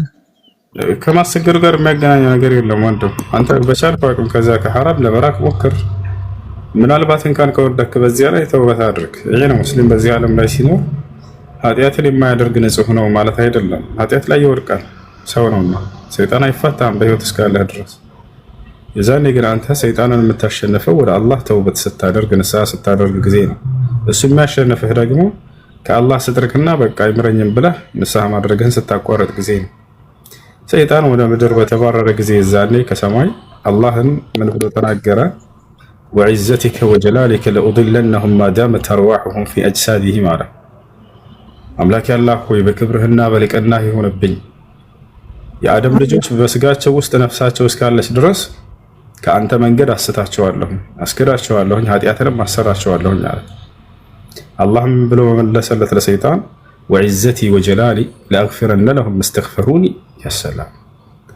በክብሬና በልቅናዬ ይሁንብኝ አንተ ኃጢአት ብታሰራቸውና ከእኔ ብታርቃቸውም ወደ እኔ እስከተመለሱ ድረስና ንስሐ እስካደረጉ ድረስ እኔ ደግሞ ምርላቸዋለሁ ለእነርሱ አለ። ይወታቸዋል። እዛ ሰይጣን ተባረረች እና ስለዚህ ሰይጣን እናንተ በህይወት እስካላችሁ ድረስ አይፋታችሁም። እናንተን ለማሳት ሁሌ ይሰራል።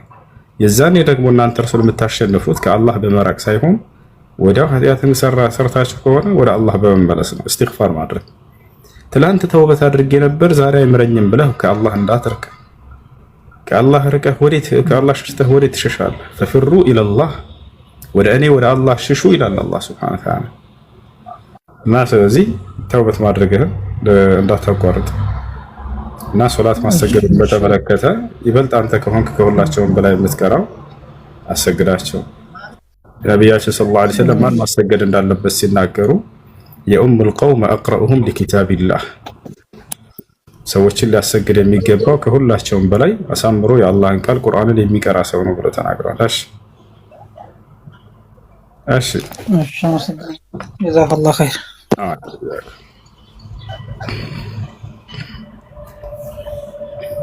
ጥያቄ አለች?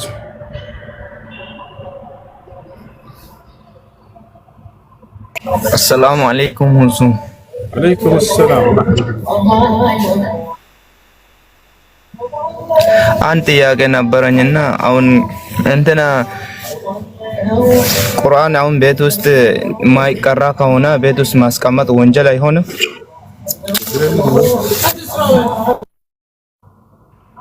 ችግር የለውም። ችግር የለውም። እሺ ክርስቲያን ካላችሁ መግባት ትችላላችሁ። በክርስትና የማያፍር ካለ ይግባ። ክርስትና እውነተኛ መንገድ ነው የሚል ካለ መግባት ይችላል። ካልሆነ ተማሩ፣ አዳምጡ። እሺ ጥያቄ ካላችሁ ገብታችሁ መጠየቅ ትችላላችሁ። እሺ ጥያቄ አለ? ገብታ። ሰላም አለይኩም ይሱ። አለይኩም ሰላም ወራህመቱላህ። እንዴት ነህ? ደህና ነህ? አልሐምዱሊላህ። ይሱ እኔ የምለው የወለድ ነገር እስቲ አስረዳኝ አንዴ። አላህ ሱብሓነሁ ወተዓላ ወለድን ከልክሏል። ሰውን ሲያበድር ጊዜ ተጨማሪ የሆነ ገንዘብን መስፈርት አድርጎ ማበደር፣ ይህ ነው ወለድ ብሎ ማለት። ለምሳሌ 10 ብር አበደርኩሽና 11 ብር አድርገሽ ታመጫለሽ ብዬ ተስማምተን አበደርኩሽ። ይሄ 1 ብሩ ወለድ ነው። ነብዩ ሰለላሁ ዐለይሂ ወሰለም ኩሉ ቀርድን ጀረ ነፍዐን፣ ማንኛውም ትርፍን ያስገኘ የብድር አይነት ሁሉ ወለድ ነው አለ። 10 ብር አበድሬሽ 10 ብር ከሆነ ትመልሻለሽ አልኩሽ፣ ይሄ ወለድ አይደለም። 10 ብር አበድሬሽ 11 ብር አድርገሽ ነው የምትመልሺው ካልኩሽ፣ ይሄ ወለድ ነው። 1 ብር ይሄ ነው። አይ እሺ ጀዛከላህ ኸይር። እኔና እሷ የተጠራጠርነው የተከራከርነው ነገር አለ እዚህ ጋር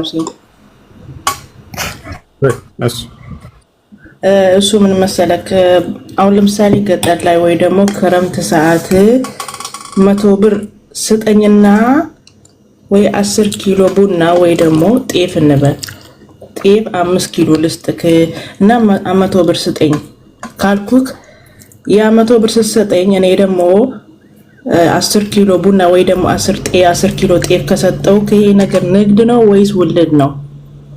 ወለድ ይባል ዘንድ በተመሳሳይ ነገራቶች መሆን አለበት። ያለና ወለድ ሊሆን አይችልም። ከማ አፍታ ቢዛልክ ኢብኑ ዑሰይሚን ለምሳሌ ሰውየው መኪና ግዢኝ አለችሽ ጓደኛሽ፣ አሁን ከገዛሽ 100 ሺህ ብር እሸጥልሻለሁ። ከዓመት በኋላ ከሆነ ግን የምትከፊው 150 ሺህ ብር አድርጌ እሸጥልሻለሁ አልሻት።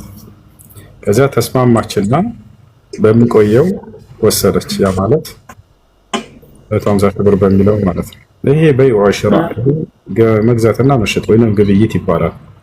ወለድ ይባል ዘንድ ብርን በብር ወርቅ በወርቅ ተመሳሳይ በሆኑ ነገራቶች አጨምሮ ሲያበድር ጊዜ ነው። አይ እኔም የሰማሁት መጀመሪያ ላይ አሁን እንዳልከው ነው። እንግዲህ በእኛ አካባቢ በቃ 100 ብር ወይ ደግሞ 200 ብር ስጥኝና ይሄን ያህል ቡና ኪሎ ሰጥሃለሁ ፈቅዶ ነው ወዶ ነው የመጣ ያ ሰው ደግሞ የሚሰጠው ሰው ጥያቄ አለሽ? አዎ አለኝ። እሱ ጥያቄ በሀይድ ሰዓት የለበስነው ልብስ ማሰገድ አይችልም። ያኔ ካነካው ደም እስካልነካው ድረስ መስከር ትችላላችሁ። እሱ ችግር የለም። እሺ ጀዛከላህ ኸይራን ሽክራን።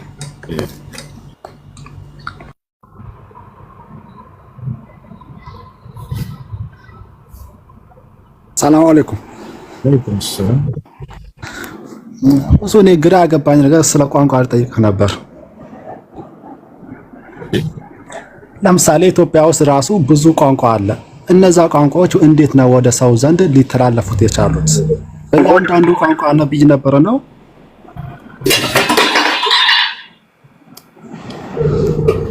ይሄ ነው ጥያቄ። እሺ አምላክ አላህ ለሰጥና ማሰ አዳም አምላክ አላህ Subhanahu Wa Ta'ala የዚህን ምስጢር ይናገራል። እንዴት ነው እነዚህን ሁሉ ቋንቋ ሰዎች ከየት ሊያገኙት ይችላሉ? قال سبحانه وتعالى ومن آياته خلق السماوات والأرض واختلاف ألسنتكم وألوانكم ከተአምራቶች መካከል ሰማያትና ምድርን መፍጠር እንዲሁም ደግሞ የቋንቋዎቻችሁና የከለሮቻችሁ መለያየት ይላል። እነዚህን አምላክ አላህ Subhanahu Wa Ta'ala በሰው ልጆች አንደበት ላይ አድርጎላቸው ነው። ሰዎች በተለያየ ከለር መፈጠራቸውስ ይሄስ ነገር አሳስቦ አያውቅም? ለምሳሌ ከአንድ አባትና ከአንድ እናት ነው የተገኘ ነው ከአደምና ከሐዋ። ግን ከሰዎች መካከል ነጮች አሉ፣ ፈረንጆች፣ ቀዮች አሉ፣ ልክ እንዲሁ ጥቁሮችም አሉ፣ ልክ እንዲሁ ጸይሞች አሉ። ለምን በተለያየ ከለር ወጣ? ይሄን ጉዳይ እስላም ይናገራል ወይ? ያው ይናገራል። ነቢያችን ሰለላሁ ዐለይሂ ወሰለም ሐዲስ ላይ ሲናገሩ ምን አሉ? خلق الله آدم بثلاثة أصناف من التراب من الأبيض والأحمر والأسود فخرج أولاده على أشكال ذلك فمنهم الأبيض والأحمر والأسود ومنهم ما بين ذلك ነቢያችን ሰለላሁ ዐለይሂ ወሰለም ምን አሉ? ስለዚህ ምስጢር ሲናገሩ አምላካችሁ አላህ አደምን ከሶስት አይነት የአፈር ከለር ፈጠረው አሉ። እነርሱም ከቀይ፣ ከነጭ፣ ከጥቁር። ልጆቹም ያን ከለር ይዘው ወጡ። ከእነርሱም መካከል ቀይ ሰው አለ፣ ከእነርሱም መካከል ጥቁር ሰው አለ፣ ከእነርሱም መካከል ነጭ ሰው አለ፣ ከእነርሱም መካከል የነዚህ ሁሉ ቅይጥ የሆነው ጸይም ሰው አለ። ዛሬ ላይ ሰዎች አራት አይነት ነው። ወይ ቀይ ሰው አለ፣ ወይ ነጭ ሰው አለ፣ ወይ ጥቁር ሰው፣ ወይ ጸይም ነው ያለው። የዚህን ምስጢር እስላም ነው የሚናገረው። በዚህ ሁኔታ መውጣታችን አላህ አደምን መጀመሪያ ሲፈጥረው ከነዚህ የከለር አፈሮች ስለፈጠረው ነው ብለው ተናገሩ። አላህ በቁርአኑ ላይ ሲናገር ወእክትላፉ አልሲነቲኩም ወአልዋኒኩም አለ። የቋንቋዎቻችሁና የመልኮቻችሁን መለያየት ከእኔ ድንቅ ስራ ከተአምራቶቼ ናቸው ብሎ ተናገረ። ስለዚህ ቋንቋዎቻችንም ሁሉ አላህ Subhanahu Wa Ta'ala እርሱ ራሱ ነው በአንደበታችን ላይ ያደረገልንና ያሳወቀን። ይታላል ይሄ ነው። እሺ ልክ ከለሮቻችንን እርሱ እንደሰጠን ማለት ነው። ጀዛከላህ ኸይር። እሱ አንድ ጥያቄ ነበረኝና የቀረው ጥያቄ አሁን ሁሌም ጥያቄ የሆነብኝ ነው። ይሄ ነገር እንትን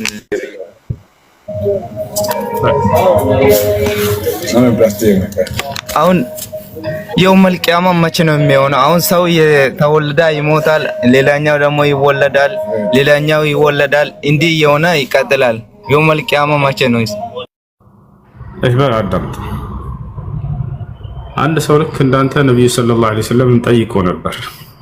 ጃአ ረጁሉን ኢለ ነብይ ሰለላሁ ዐለይሂ ወሰለም አንድ ሰው ወደ ነብዩ ሰለላሁ ዐለይሂ ወሰለም ጋር መጣና ጠየቀ። ወቃለ ያ ረሱላህ መተ ሰዓ አንተ የአላህ መልእክተኛ ሆይ ቂያማ መቼ ነው አላቸው። ቂያማ መቼ ነው? فقال له النبي صلى الله عليه وسلم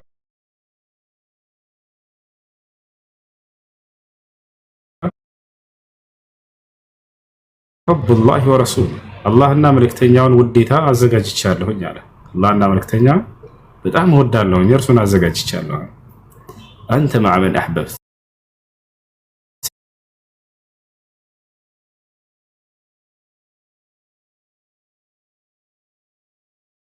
ይቻለሁኝ ወይስ አልሰራህም የሚለው ላይ መሆን አለበት ትኩረት። የሰው ልጅ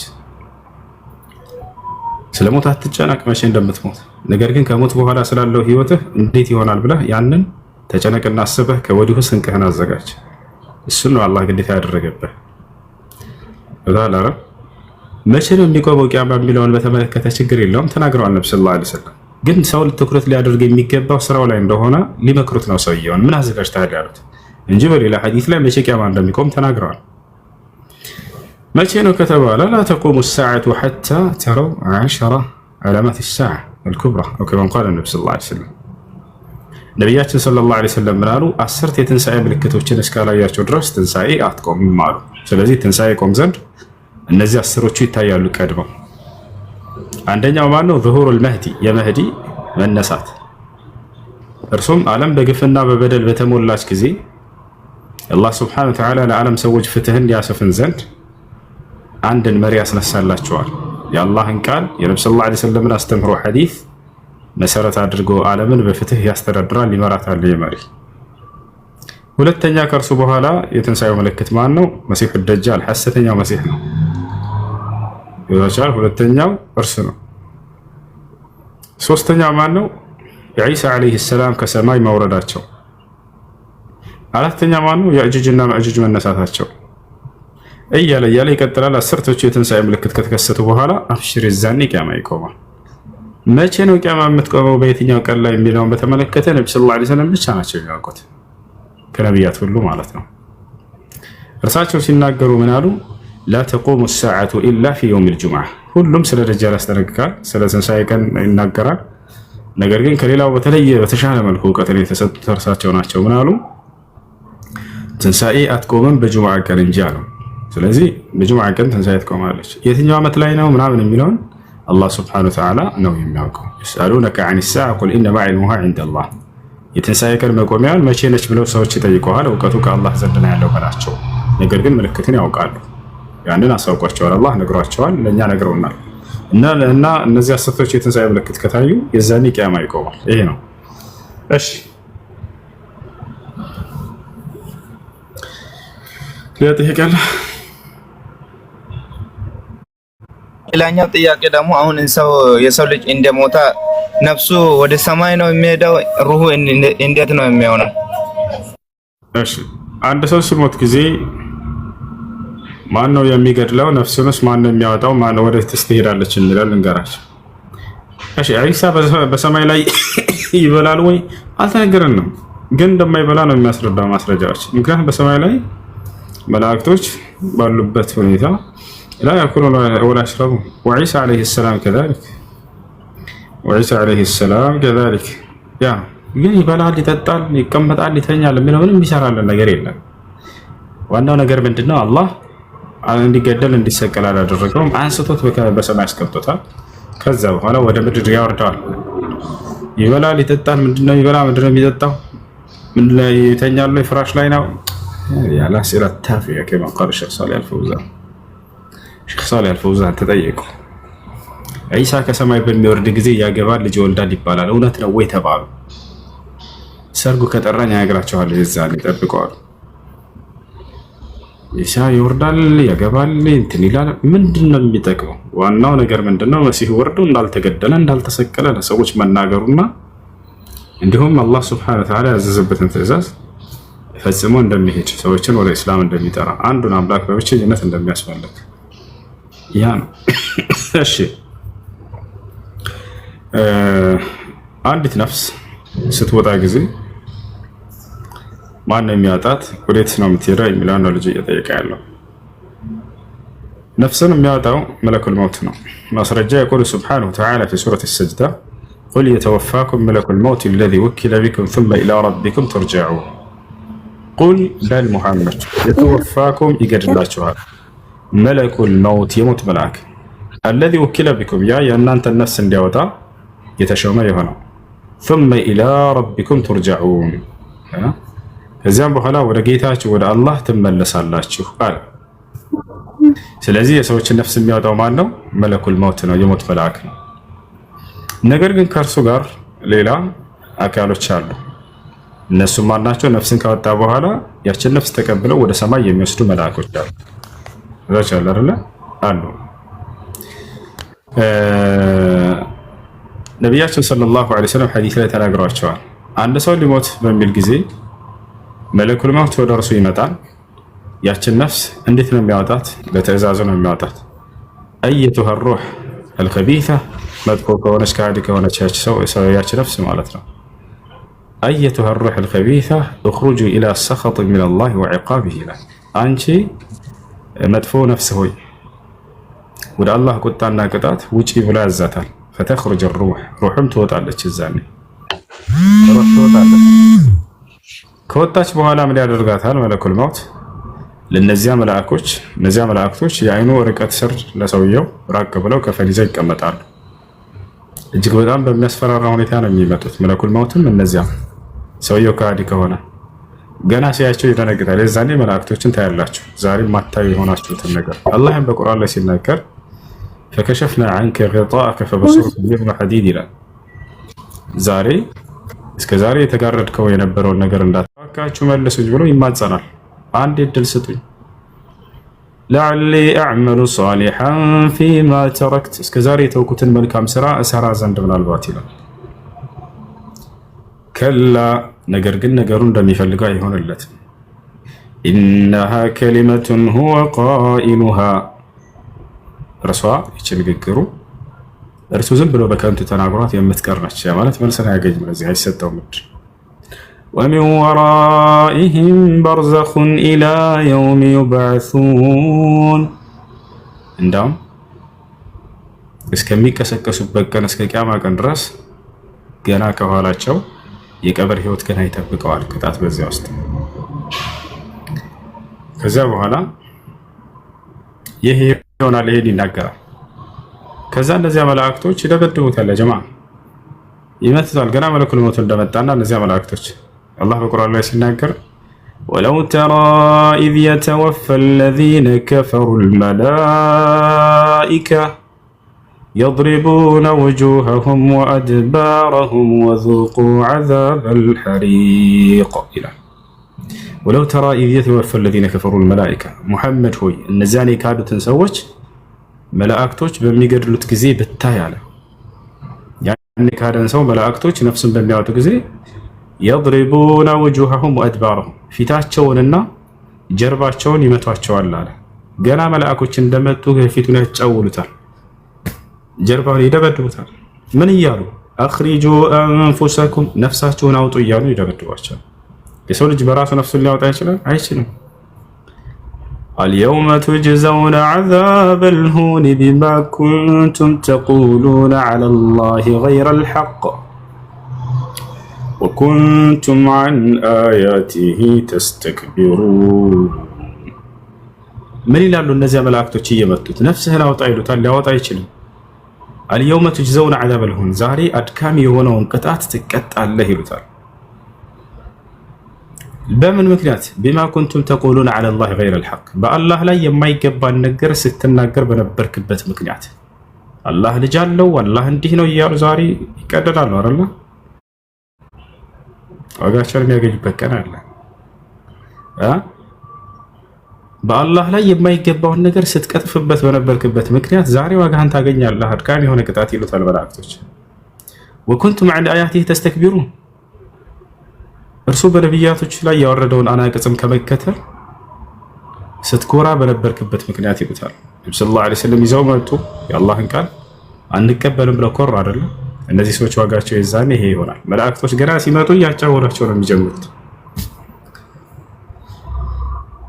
ከዚያ በኋላ ነፍሱን መለኩል መውት ያዛታል። አየቱሃ ሩሑል ኸቢሳ ይላታል። አንቺ ቆሻሻ የሆንሽ ነፍስ ሆይ ይላል። እኽሩጂ ኢላ ሰኸጡ ሚነላሂ ወዒቃብ፣ ወደ አላህ ቁጣና ወደ ቅጣቱ ውጪ ብሎ ያዛታል። ፈተኽሩጅ ሩህ ትወጣለች። ሩህ ስትወጣ ከእግር ትጀምራለች። መጨረሻ ላይ አይን እያየቻት ትሄዳለች። ኢነ ሩሐ ኢዛ ቁቢደ ተቢዐሁ አልበሰር አሉ ነብዩ ሰለላሁ ዐለይሂ ወሰለም። ሩህ ሲነጠቅ ጊዜ ሲወጣ ጊዜ አይን ይከተለዋል። ለዚያ ነው የሰው ልጆች አይን ፍጥጥ ብሎ የሚቀረው ሲሞቱ ጊዜ። ነፍሱን እያያት ትሄዳለች። ከዚያ መለኩል ሞት ካወጣት በኋላ እርሷን ነፍስ ምን ይላታል? እነዚያ መላእኮች ይቀበሏታል። ከፊት ለፊት ያሉት ነፍስን ለመውሰድ የመጡት መላእክቶች፣ ሁለት መላእክቶች አሉ። ጠቅልለዋት በከፈን ይወስዷታል ወደ ሰማይ። ልክ አንደኛው ሰማይ ላይ ሲደርስ መላእክቶች ያስፈቅዳሉ ለመግባት፣ እንግባው ይላሉ። ከዛ የማንን ነፍስ ይዛችሁ ነው ይባላሉ። የአከሊን። ከዚያ አላህ ሱብሓነሁ ወተዓላ እኔን የካደች ነፍስ በፍጹም ሰማይ ላይ እንዳትገባ ብሎ ይናገራል። ወደ ምድር ዛው መልሷት ይላል። አላህ በቁርአን ላይ ተናግሯል። ኢነ ለዚነ ከዘቡ ቢአያቲና ወስተክበሩ ዐንሃ ላ ቱፈተሑ ለሁም አብዋቡ ሰማ። እነዚያ አናቅጾችን ያስተባበሉ እርሷንም ከመከተል የኮሩ የሰማይ በሮች አይከፈትላቸውም በፍጹም። ወላ የድኹሉነ አልጀነተ ሐታ የልጀል ጀመሉ ፊ ሰሚል ኺያጥ፣ ግመል በመርፌ ቀዳዳ እስኪገባ ድረስም ገነትን አይገቧትም አለ። ይሄን ያክል ጀነት የመግባት እድላቸው ጠባብ ነው ከሃዲያኖች። ግመል በመርፌ ቀዳዳ ሊያልፍ ይችላል? ግመል በመርፌ ቀዳዳ ማለፍ ከቻለ የዛን ገነት ይገባሉ አለ። በፍጹም እንዳው ሊገቡ እንደማይችሉ አላህ ሱብሓነሁ ወተዓላ አስረግጦ እየተናገረ ነው። ከዚያችን ነፍስ ወደ ምድር ትመለሳለች። ሰውየውን ቤተሰቦቹ ይቀብሩታል። ከቀበሩት በኋላ ያቺ ነፍስ ወደ ስጋው እንድትገባ አላህ ሱብሓነሁ ወተዓላ ያዛታል። ትገባለች። ከዚያ የቀብር ጥያቄ ይቀጥላል በእርሱ ላይ ثم يأتياه ملكان فيقيمانه فيقعدانه አሉ ነብዩ ሰለላሁ ዐለይሂ ወሰለም። ከዚያም ይህ ሰው መላእክቶች ወደ እርሱ ይመጣሉ፣ ያስነሱታል፣ ያስቀምጡታል። فيسألانه ثلاثة أسئلة እነዚህ ሁለት መላእክቶች ሶስት የቀብር ጥያቄንም ይጠይቁታል። ማንኛውም ሰው የቀብር ጥያቄን ይጠይቃል፣ ነቢያቶች፣ ህፃናቶች ምናምን ሲቀሩ። ከዚያ በኋላ ምን ይሉታል? የመጀመሪያው ጥያቄ ገና ሲመጡ ጊዜ መላእክቶች አሁንም እጅግ በጣም በሚያስፈራራ ሁኔታ ነው የሚመጡት። ጋዲ ስለሆነ ሰው ገና ሲያቸው ይሸበራል። ለጅማ መን ረቡክ ይሉታል። ጌታህ ማን ነው ይሉታል። አላህ ነው እንዳይል አላህን ክዷል። አላህ መሆኑን አውቋል ጌታው። ያ ጀማዓ የውመኢዝ የወፊህም ላሁ ዲነሁም ልሐቅ ወየዕለሙነ አነ ላህ ሁወል ሐቁል ሙቢን አለ። የዛኔ እኔ አምላካቸው አላህ እውነተኛ አምላክ እንደሆንኩኝ ያውቃሉ ብሎ ተናግሯል። ገና ሊሞት ሲል ያውቃሉ፣ ይረዳሉ። አንድ እድል ስጠን እንመለስ ይላሉ። አይሆንም ግን። ስለዚህ የዛኔ አላህ ነው ብለው እንዳይመልሱ አላህን ክደዋል። እሺ ሲያመልኩት የነበረውን አካል አምላክ ነው ብለው እንዳይመልሱ አምላክ እንዳልሆኑም ተረድተዋል፣ አውቀዋል። በዚህ ጊዜ ምን ይሆናል መልሳቸው? መደናበር። ምን ይላሉ አሉ ነብዩ ሰለላሁ ዐለይሂ ወሰለም። ልክ መልስ እንዳጣ ተማሪ አይታችሁ ከሆነ ሲጠየቅ መልስ ሲያጣ እንደ ተማሪ መልስ ሲባል አይ አላውቅም በቃ ይላል። ከዚያም በኋላ ለዚህም ነው ነቢያችን ሰለላሁ ዐለይሂ ወሰለም ፈየስአላኒሂ ሰላተተ አስኢላ ሶስት ጥያቄ ይጠይቁታል። መን ረቡክ ጌታህ ማን ነው ይሉታል። ፈየቁል ሃሃሃ ላ አድሪ አላውቅም ይላል። ወማ ዲኑክ ሃይማኖትህስ ምንድን ነው ይባላል። ኢስላም ነው እንዳይል እስላምን ክዷል። ያለበትን እምነት እንዳይናገር ስህተት እንደሆነም ተረድቷል። አሁንም ፈየቁል ላ አድሪ አላውቅም ይላል። ወማ ነቢዩክ ይባላል። ከዚያ በኋላ አው ወማ ሃዛ ረጁሉ ለዚ ቡዒሰ ፊኩም ነቢይህስ ማን ነው ተብሎ ይጠየቃል። ነቢዩ ሙሐመድ ሰለላሁ ዐለይሂ ወሰለም ናቸው እንዳይል ክዷቸዋል። ስለዚህ አሁንም ላ አድሪ ይላል፣ አላውቅም ይላል። ثم يضربونه بمطرق አሉ ነብዩ ሰለላሁ ዐለይሂ ወሰለም። ከዚያም እነዚህ መላእክቶች በብረት ትከሻው ላይ አንዴ ይመቱታል። فيسمعه كل الخلائق الثقلين ፍጥረት ሁሉ ያንን ምት ይሰማሉ፣ ሰዎችና ጅኖች ብቻ ሲቀሩ። ولولا أني أخاف أنكم لا تتدافنون لدعوت الله أن يسمعكم فتسمعون እኔ ግን ዳግም አትቀባበሩም ብዬ ስለፈራሁኝ እንጂ እንድትሰሙ ይሄን ነገር የቀብርን ቅጣት አላህን ለምኝላችሁ እንድትሰሙ አድርጋችሁ ነበር አሉ። ግን ዳግም ወደ ቀብር አትደርሱም ያንን አንዴ ብትሰማው አሉ። ምቱ ምን ያክል እንደሆነ የመላእክቶች ምስት ሲገልጹት ነብዩ ሰለላሁ ዐለይሂ ወሰለም መላእክ በጣም ግዙፍ ናቸው፣ ኃይላቸው በጣም የተለየ ነው። ይችላልም ሄዱና አጥፉ ቢላቸው በቅጽበት መተው የሚያጠፉ ኃይሎች ናቸው። አንዴ ሲመታውም አለ ነብዩ ሰለላሁ ዐለይሂ ወሰለም እዚህ ጋር ልክ ተራራ የዱንያ ተራራ በዚያ ቢመታ አመድ ባደረገው ነበር ብለው ተናገሩ ነብዩ ሰለላሁ ዐለይሂ ወሰለም። ይሄ ግዙፍ ተራራ ያያችሁ፣ ይሄን ተራራ ቢመታው የዛ የመላእክ ምት ቢያርፍበት የምድርን ተራራ አመድ ያደርገዋል። በቃ ባህናንድ አቧራ ነው የሚያደርጉት። በዚህ ኃይላቸው ይመስላል ثم يضرب بموضع ይሄ ሁሉ ምንድነው? አላህ Subhanahu Wa Ta'ala በመካዱ ምክንያት ነው። የታዘዘውን በነብያት በኩል አልፈጽም በማለቱ ነው። የተፈጠረለትን ዓላማ ረስቶ ፈጣሪውን ትቶ ፍጥረታትን በማምለኩ ነው። ያን ከባድ ዋጋ ይከፍላሉ አላህን የካዱ ሰዎች። ከዚያ በኋላ ምን ይሆናል? ያንን ባለመመለሱ ምክንያት አላህ Subhanahu Wa Ta'ala ይናገራል፣ ለመላእክቶች ትእዛዝ ይሰጣል። ثم ينادي مناد فيقول سبحانه وتعالى كذب عبدي افرش له فراشا من الجنة وافتحوا له الحمد لله. ثم ينادي الرب سبحانه وتعالى فيقول كذب عبدي افرش له فراشا من النار والبسوه لباسا من النار وافتحوا له بابا الى النار وضيقوا عليه قبره فيضيق عليه قبره حتى تختلف أضلاعه يهديكم الله سبحانه وتعالى.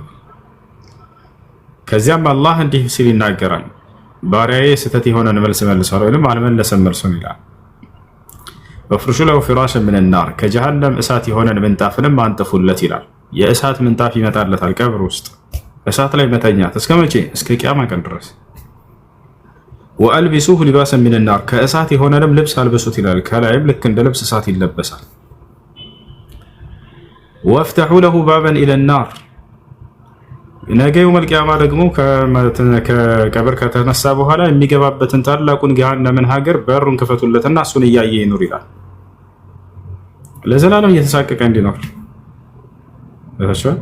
ገና ያ ነው የሚጠብቀኝ ብሎ ከዚያ ጸሎት እያደረገ ይኖራል። በዚያው እየተቃጠለ ያ ረቢ ላ ቱቂም ሰዓ ይላል አሉ ነብዩ ሰለላሁ ዐለይሂ ወሰለም። ጌታዬ ሆይ እባክህ ትንሣኤን እንዳታቆም፣ ምክንያቱም ከፊት የሚገባበት ደግሞ በጣም አደገኛ እንደሆነ ያየዋል። ወضይቁ ዐለይሂ ቀብረሁ ይላል አላህ፣ ቀብሩንም አጣቡበት ይላል ነብዩ ሰለላሁ ዐለይሂ ወሰለም። ፈየضይቁ ዐለይሂ ቀብሩሁ ሐታ ተኽተሊፈ አድላዑሁ አሉ፣ ቀብሩም ይጠበብበታል የጎንና የጎኑ ስጋ እስኪተላለፍ ድረስ አሉ። በጣም ኃይለኛ መጣበብ ነው። ያቺ ቀብሩ ከመጣበቧ የተነሳ የቀኝና የግራው ይሄ አጥንቱ ከጎንና ያለው ይተላለፋል። በዚህ ሁኔታ ሆኖ እየተቀጣ በጣም በተጨናነቀ ሁኔታ ይኖራታል። ይህ ሁሉ ذلك جزيناهم بما كفروا وهل نجازي إلا الكفور ይህን የመነዳኋቸው በመካዳቸው ምክንያት ነው አለ። ከሃዲያኖችን እንጂ በዚህ ቅጣት ማንን መነዳለን ብሎ አላህ Subhanahu Wa Ta'ala ይናገራል። እሺ ይሄን ጨረስን። አማኝ ከሆነስ የአማኝ ሰው ማሟት እስከ መጨረሻው ደግሞ እንዴት ይሆናል ወደሚለው እንምጣ። አንድ ሙስሊም ሊሞት በሚል ጊዜ ምን ይሆናል? الذين تتوفاهم الملائكة طيبين يقولون سلام عليكم እነዚያ መላእክቶች ነፍሳቸውን የሚያወጣቸው ወይንም የሚገድላቸው አማኞች መልካሞች መላእክቶች ገና ወደ እነርሱ ሲሄዱ ሰላም በእናንተ ላይ ይስፈን ይሏቸዋል። ይሏቸዋል። ልክ አንድ ሙስሊም ሊሞት ሲል መለኩል መውት ይመጣል። እጅግ በጣም በአማረና በተረጋጋ መልኩ ይመጣል። እነዚያ ሁለቶቹ መላእክቶች እጅግ በጣም በአማረና በተረጋጋ መልኩ ይመጣሉ። ይሏቸዋል። ካጠገቡ ይቀመጣል መለኩል መውት ከራሱ ስር ይቀመጥና መላእክቶችም እዚያው ራቅ ባለ ሁኔታ ተቀምጠው ያጽናኑታል። ገና እንደመጡ የመጀመሪያ የሚሉት ምንድነው? ኢነ ረበከ የቅረኡከ ሰላም ይሉታል። እነሆ ጌታ አላህ የእኔ ሰላም በአንተ ላይ ይስፈን ብሎሃል ይሉታል። የመጀመሪያው በስርዓት ይሄ ነው። ያ ሰላም የእኔ ሰላም በአንተ ላይ ይስፈን ብሎሃል ብሎ ያቀርቡለታል።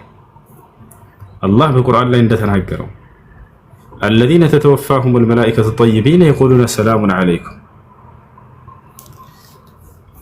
إن الذين قالوا ربنا الله ثم استقاموا تتنزل عليهم الملائكة لما كشن الله እነዚያ ጌታችን አላህ ነው ብለው አምነው በምድር ላይ ቀጥ ያሉ ሰዎች እስከ ህይወታቸው ፍጻሜ ድረስ መላእክቶች ወደ እነርሱ ይወርዳሉ። ሊሞቱ በሚሉ ጊዜ እነዚህ ሰዎች ምን ይሏቸዋል? አላ ተኻፉ ወላ ተሕዘኑ፣ አብሽሩ እንዳትፈሩ እንዳታዝኑ ይሏቸዋል። ጥላችሁት በምትሄዱት ነገር እንዳታዝኑ፣ ወደፊትም በሚመጣው እንዳትፈሩ ይሏቸዋል።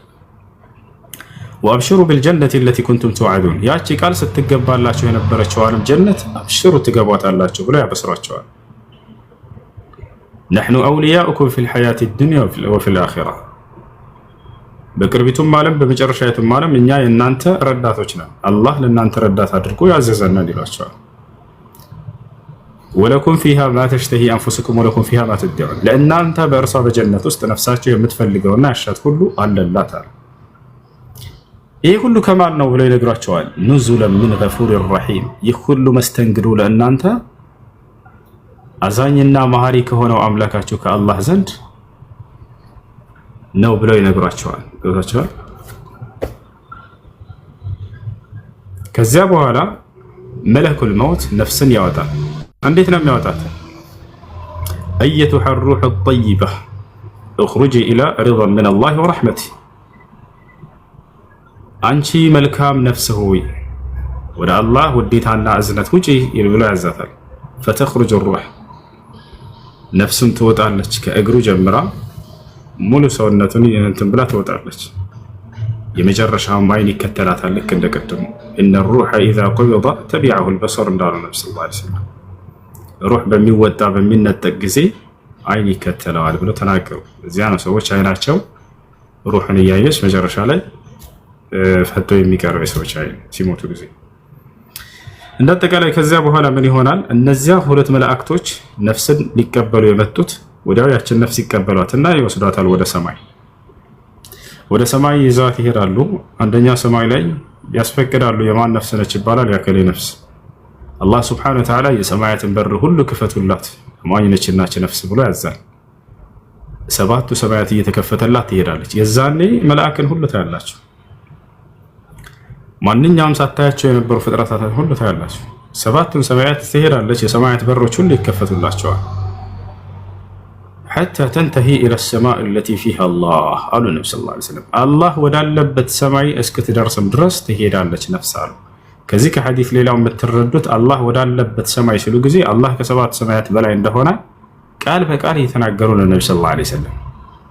فتذهب النفس حتى تنتهي إلى السماء التي فيها الله وفيه دلالة على أن الله سبحانه وتعالى فوق 7 سماوات الله سبحانه وتعالى كسبات سماء በላይ እንደሆነ ቃል በቃል ነብዩ ሰለላሁ ዐለይሂ ወሰለም በዚህ ላይ እየተናገሩ ነፍስም ትወሰዳለች እስከ ሰባተኛው ሰማይ ድረስ አላህ ወዳለበት ሰማይ ድረስም ትሄዳለች። ስንቱ ሰማይ ተሸጋግራ? ሰባቱ ሰማይ ተልፍ። ከዚያ በኋላ አላህ ሱብሓነሁ ወተዓላ ያዛል። በሉ ባሪያዬ እቺ ነፍስ ወደ ስጋው መልሷትና የቀብርን ጥያቄ ትጠይቅ ብሎ ያዛል። ወዲያው ነፍስ ትመለሳለች። ሰው የተቀበረበት ቀብር ሂዳ ትገባለች። ثم يأتيه ملكان ከዚያም ሁለት መላእክቶች አሁንም ይመጣሉ። እነዚያ መላእክቶች ነኪርና ሙንከር ይባላሉ። እነዚህ ሁለቱ መላእክቶች መጥተው ثم يقيمانه فيقعدانه فيسألانه ثلاثة أسئلة ከዚያ ያስነሱታል፣ ያስቀምጡታል። እጅግ በጣም በተረጋጋ ሁኔታ ደስ በሚል ሁኔታ ይመጣሉ። እንዳይፈራ እንዳይሸበር ይሆናል። ከዚያ በኋላ ሶስት ጥያቄዎችን ይጠይቁታል። ካስቀምጡት በኋላ ልክ ያ ከሃዲ እንደተጠየቀው መን ረቡክ ይሉታል። ጌታ ማን ነው ይሉታል። ወዲያው በሙሉ ጽናት ይመልሳል። ረቢ አላህ ጌታዬም አላህ ነው ብሎ ይመሰክራል፣ ይመልሳል። ይህን ጽናት አላህ የሚሰጣቸው እንደሚሰጣቸው በቁርአን ላይ ቃል ይገባል። يثبت الله الذين آمنوا بالقول الثابت في الحياة الدنيا وفي الآخرة ويضل الله الظالمين ويفعل الله ما يشاء. يثبت الله الذين آمنوا እነዚያን ያመኑትን አላህ ያጸናቸዋል። بالقول الثابت ጽኑ በሆነችው አካል في الحياة الدنيا وفي الآخرة በዚች በቅርቢቱም ዓለም ህይወት በመጨረሻይቱም ዓለም ህይወት። ስለዚህ በቀብራቸው ውስጥ አላህ ሱብሓነሁ ወተዓላ ጽናትን ይለግሳቸዋል። ወዲያው ምን ይላል? ጌታ ማን ነው ሲባል ረቢ አላህ ጌታዬ አላህ ነው ብሎ ይመልሳል። ወማ ዲኑክ ሃይማኖትስ ምንድነው ይባላል። ዲን የኢስላም ሃይማኖት እስልምና ነው ይላል። ወማ ነቢዩክ ወፊ ሪዋየትን ኡኽራ ወማ ሃዛ الرجل الذي بعث فيكم ነብይህ ማን ነው ተብሎ ይጠየቃል። በዚህ ዘመን የሞተ ሰው ከሆነ ነብይ ሙሐመድ ናቸው ሰለላሁ ዐለይሂ ወሰለም ይላል። በዒሳ ዘመን ከሆነ የሞተው ነብይ ዒሳ ነው ይላል። በሙሳ ዘመን ከሆነ ነብይ ሙሳ ነው ይላል። ከዚያ እነዚህ መላእክቶች ይጠይቁታል። ቢማ عرفت ذلك ይሄንን በምን ልታውቅ ቻልክ ይሉታል። قال قرأت كتاب الله فآمنت به وصدقت به ይሄንን ማላውቅ የቻልኩት አላህ በነብይ በኩል የላከልኝን መለኮታዊ መጽሐፍ አንብቤ አመኜ ነው ብሎ ይመልሳል። እርሱንም እውን ብዬ ነው ይላል። ወዲያው ከአላህ ሱብሓነሁ ወተዓላ ዘንድ መልስ ይመጣል። ሰደቀ ዓብዲ ይላል። እነሆ ባሪያዬ እውነት ብሏል፣ ትክክለኛውን መልስ መልሷል። እፍርሹ ለው ፍራሸን ሚነል ጀና ከጀነት የሆነን ምንጣፍን አንጥፉለት፣ የጀነት ጨፌ ይመጣለታል። ወአልቢሱሁ ሊባሰን ሚነል ጀና ከጀነት የሆነንም ልብስ አልብሱት ይላል። ወፍተሑ ለሁ ባበን ኢለል ጀና የጀነትን በር ክፈቱለት፣ ከዚህ ከበርዘኽ ዓለም ከቀብር ህይወት በኋላ የሚኖርበትን ታላቁን ሀገር ገነትን እያየ ይኖር ይላል። ወወሲዑ ለሁ ቀብረሁ ቀብሩንም አስፉለት ብሎ ያዛል። ፈይወሰዑ ለሁ ቀብሩሁ ማ መደል በሰር አሉ ነብዩ ሰለላሁ ዐለይሂ ወሰለም። ቀብሩም ይሰፋለታል ምን ያክል? የአይኑ ርቀት ድረስ አሉ። ቁመህ በአይነህ መጨረሻ የምታየው ተራራ ይታየናል አይደል? እዚያን ያክል ሰፊ ይሆናል። ያቺ ትንሽዬ ቀብር የአይኑ ርቀት ያክል ይሰፋለታል። ነገር ግን ወደ ጀነት ክፈቱለትና አሳዩት ብለዋል አይደል? ቀድመው መላእክቶቹ ወደ ጀሃነም በር ከፍተው ያሳዩታል። ቀድመው የረሳሁት አለ ስለ ከሃዲው እመለስበታለሁ። የከሃዲውን መጀመሪያ የጀሃነምን በር ክፈቱለት ይባላል አይደል? ቀድም መጀመሪያ የገነትን በር ከፍተው ያሳዩታል መላእክቶች። መጀነትን በር ከፍተው ያሳዩትና ከሃዲውን ለው አመንተ ቢላሂ ወሰደቅተ ቢሂ ለካነ ሃዛ መካኑክ ይሉታል። በአላህ ብታመንና እውን ብለህ በነበር ዛሬ ያንተ ቦታ ይሄ ገነት ይሆን ነበር ይሉታል። ወላኪነከ ከፈርተ ቢላሂ ወከዘብተ ቢሂ ፈካነ ሃዛ መካኑክ፣ ነገር ግን አንተ አላህን ክደሃል አስተባብለሃልና ከዚህ ከቀብር ህይወት በኋላ የምትገባው ይሄ ገሃነምህ ነው ብለው ያሳዩታል። ወዲያው ገሃነምን ሲያይ ይላል ያ ረቢ ላ ቱቂም ሰዓ ጌታዬ ሆይ እባክህን ትንሣኤን እንዳታቆም ምክንያቱም ቀጣይ የሚገባበት ከዚያ የከፋ ነውና ከቀብሩ በላይ። አማኙን ደግሞ ምን ይሉታል እነዚህ መላእክቶች? አላህ ሱብሓነሁ ወተዓላ የገነትን በር ክፈቱለት ይላቸዋል። ቀድመው የገሃነምን በር ይከፍቱለታል። የጀሃነምን በር ሲከፍቱለት ምን ይሉታል? ለው ከፈርተ ቢላሂ ወከዘብተ ቢሂ ለካነ ሃዛ መካኑክ ይሉታል። አላህን ክደህና አስተባብለህ ቢሆን ኖሮ ዛሬ ያንተ ቦታ ይሄ ይሆን ነበር ይሉታል ገሃነም። ወላኪነከ አመንተ ቢላሂ ወሰደቅተ ቢሂ ፈካነ ሃዛ መካኑክ፣ ነገር ግን አንተ በአላህ አምነሃል እውን ብለሃል፣ የአንተ ቦታ ከዚህ ከቀብር በኋላ ይሄኛው ጀነት ይሆናል ይሉታል። እሱ ደግሞ ምን ይላል? ያ ረቢ አቂም ሰዓ ይላል። ጌታዬ ሆይ ቶሎ ብለህ ቂያማን አቁም እያለ ይናገራል። በዚህ ሁኔታ ላይ ሳለ ይሄዳሉ መላእክቶች። እሺ ይህን ይመስላል። የቀብር ህይወት ምን ያክል ነው ጊዜው የሚለው ጊዜው አላህ ሱብሓነሁ ወተዓላ ነው የሚያውቀው፣ እንደ ምድር አይደለም። ዛሬ ምድር ላይ ፀሐይ አለ፣ ጨረቃ አለ፣ ቀን አለ፣ ሌሊት አለ፣ አመታቶች ይነጉዳሉ አይደለ? የቀብር ህይወት ደግሞ ከዚህ በተለየ መልኩ ነው። አላህ ሱብሓነሁ ወተዓላ ነው ከይፍያውን የሚያውቀው። ላ ያዕለሙ ዛሊከ ኢለላህ ሱብሓነሁ ወተዓላ ሊአነሁ ሚን ጁምለት ዒልሚል ገይብ። እሺ ነገር ግን አሁን እንደምንኖርበት ዓለም ረጅም ዓለም የሚሆን አይደለም። ለምሳሌ አስሐቡል ካህፍ የዋሻው ሰዎች 309 ዓመት ተኝተው ልክ ሲነሱ ጊዜ አንድ ቀን የግማሽ ቀን የቆየ ነው ይመስላችሁ። እንቅልፋችሁን ተኝታችሁ በዚያች በተኛችሁበት በትንሽ በአንድ ሰዓት በሁለት ሰዓት ውስጥ በእንቅልፋችሁ በተኛችሁበት ውስጥ በርካታ ዓለም ትዞራላችሁ አይደል? በነፍሳችሁ አሜሪካ ትሄዳለህ፣ ጅዳ ትሄዳለህ ምናምን። በእውን ያንን ልሄደው ብትል ምናልባት ወራቶች ይፈጁብሃል። ገብቶሃል? በእግርህ ላቆራርጥ ብትል፣ ነገር ግን በህልምህ በእግርህ ያንን በርካታ ሀገር ሄደህ ታገኛለህ። ዘመኑ ለይሰ ከዘመን ዱንያ፣ ጊዜው የቀብር ህይወት ልክ እንደ ምድር ላይ እንደምንኖረው አይደለም። ያ ነው። ነገር ግን በዚያ ውስጥ ቅጣትም አለ፣ ጸጋም አለ። ለአማኞች ጸጋ አለላቸው፣ ለካዲያኖች ቅጣት አለባቸው። ያንን ከይፍያውን አላህ ሱብሓነሁ ወተዓላ ነው የሚያውቀው። እሺ ጥያቄ አለ ቀጥል።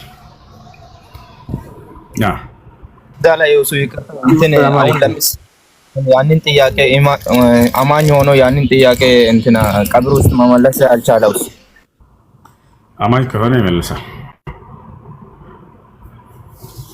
አላህ ሱብሓነሁ ወተዓላ የሰብቱ ላሁ አለዚነ አመኑ ቢልቀውሊ ሳቢት እያለ ይናገራል። እሺ ሰላም አለይኩም። ወአለይኩም ሰላም።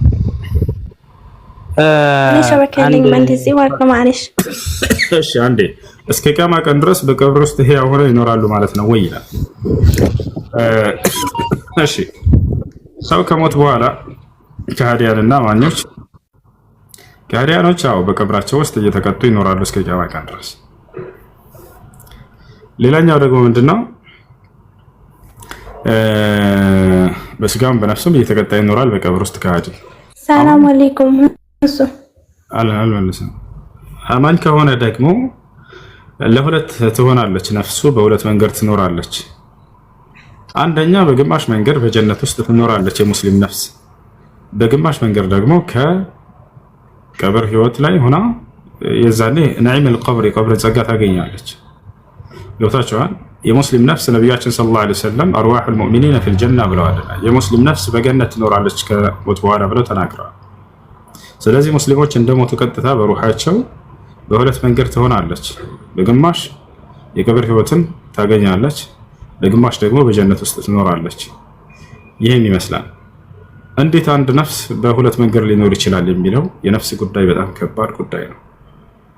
ወይስአሉነከ ዐኒ ሩህ ቁል ሩህ ሚን አምሪ ረቢ፣ ሙሐመድ ሆይ ስለ ነፍስ ይጠይቀዋል። ነፍስ ከጌታዬ ነገር ነው በላቸው እያለ ይነገራል።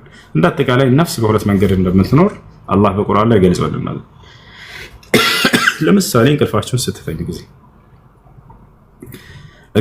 ስትተኙ ጊዜ ነፍሳችሁ በሁለት መንገድ ትሆናለች። በግማሽ ፓርት ሰውነታችሁ ውስጥ አለች፣ አልሞታችሁም። በግማሽ ደግሞ ከሰውነታችሁ ወጥታ ትንቀሳቀሳለች። አላሁ የተወፈል አንፉሰ ሒነ መውቲሃ፣ አላህ አንዲትን ነፍስ በምትሞት ጊዜ ያወጣታል፣ በመላእኩ በኩል በመለኩል ሞት በኩል። ወለቲ ለም ተሙት፣ ያችንም እንዲሁ ያልሞተችዋንም ነፍስ ፊ መናሚሃ በምትተኛ ጊዜ ነፍስን ያወጣታል። ሰውየው እንቅልፍ ሲተኛ ነፍሱ ትወጣለች። ይሄን ታውቃላችሁ።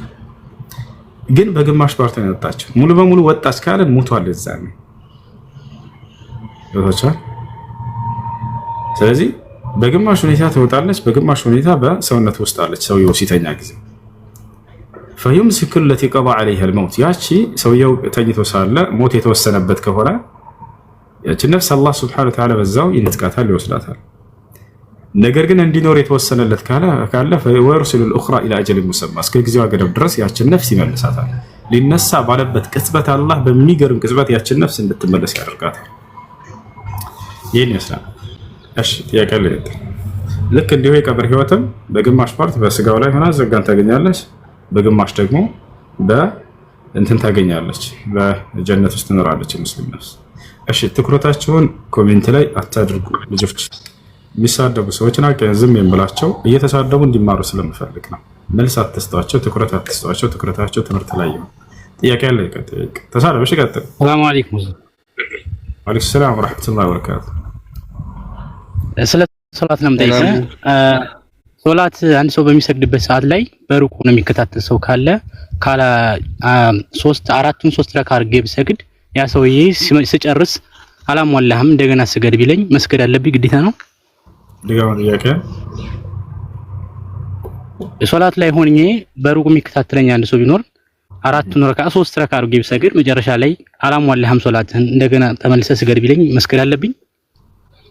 ሳላቀርጪ አንተ ተሳስተህ ከሆነ ያንን ነገር በእርግጠኝነት ያየህ ሰው ከሆነ ያን ነገር አንተ ድገመው። አንተ ግን እርግጠኛ ከሆንክ በዚያ ነገር ላይ ደግሞ ምንም እንዳልተሳሳትክ እርግጠኛ ከሆንክ ምንም አታደርግም። አንተ ግን ትኩረት ሳትሰጥ ለምሳሌ በዚያ ነገር ላይ ስህተት እንደሰራህ ነግሮህ ከሆነ ሰውየው ታማኝ ፍቃ ከሆነ ታማኝ ያ ሰውዬ ነገረህ አንድ ረካት ጨምርና ስጁድ ሰው ታደርጋለህ ማለት ነው። ሌላ ጥያቄ አለ የመጨረሻ ነው። እሺ አንድ ሰው ከትዳር በፊት ዝሙት ይሰራና ትዳር ስጠኝ ወፍቀኝ ብሎ አላህ ትዳር ይወፍቀዋል። ከዛ ዝሙትን አላቆመም ያ ሰውዬ አሁንም መልሶ ትዳሩ ላይ ዝሙት ይሰራል። አሁን ከዛ ዝሙት ላይ ሳይወጣ ትዳሩ ላይ ደግሞ የተበላሸ ዝሙት ላይ ትዳር ላይ ያለ የሚዘሙተውና ከትዳር በፊት ያለው ዝሙት ደረጃ አለው? አዎ አለው፣ ይለያያል። እሺ ፍርዳቸው ምንድነው የሚለውን እንጣ። ትዳር ሳይኖር ዝሙት የሰራ ሰውና ትዳር እያለ ዝሙት የሰራ ሰው እኩል አይደለም። እኩል አይደለም።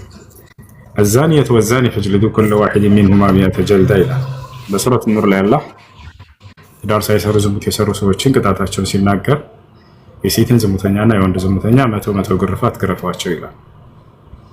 ትዳር እያላቸው የሰሩ ሰዎች ከሆኑ ደግሞ الرجم حتى الموت እስኪሞቱ ድረስ ተወግረው መገደል ነው። وقد رجم النبي عليه الصلاة والسلام امرأة غامدية في زمنه عليه الصلاة والسلام ይህን ያስላለሽ የተለያየበት ምክንያት ግልጽ ነው። ሁሉ ነገር ሁሉ በደጁ አለው ሰውዬ ያገባው ሰውዬ የሆነ ነገር እንኳን ቢወሰወስ ሄዶ ሐላል ሚስቱ ተቀምጣለች አለች ከዛ ጋር ሄዶ መገናኘት ይችላል። ያ ሁሉ ተመቻችቶለት ሳለ ወደ ዝሙት ላይ መውደቁ ከዚያኛው የባሰ ያደርገዋል። ያኛው ቢያስቸግረው ስሜቱ ሶብር ያደርጋል ወይ ይጾማታል።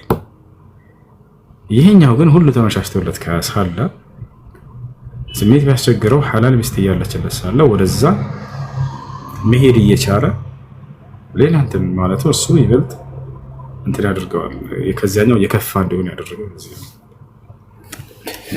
ያጋለቀት ሰላም አለይኩም። አለይኩም ሰላም።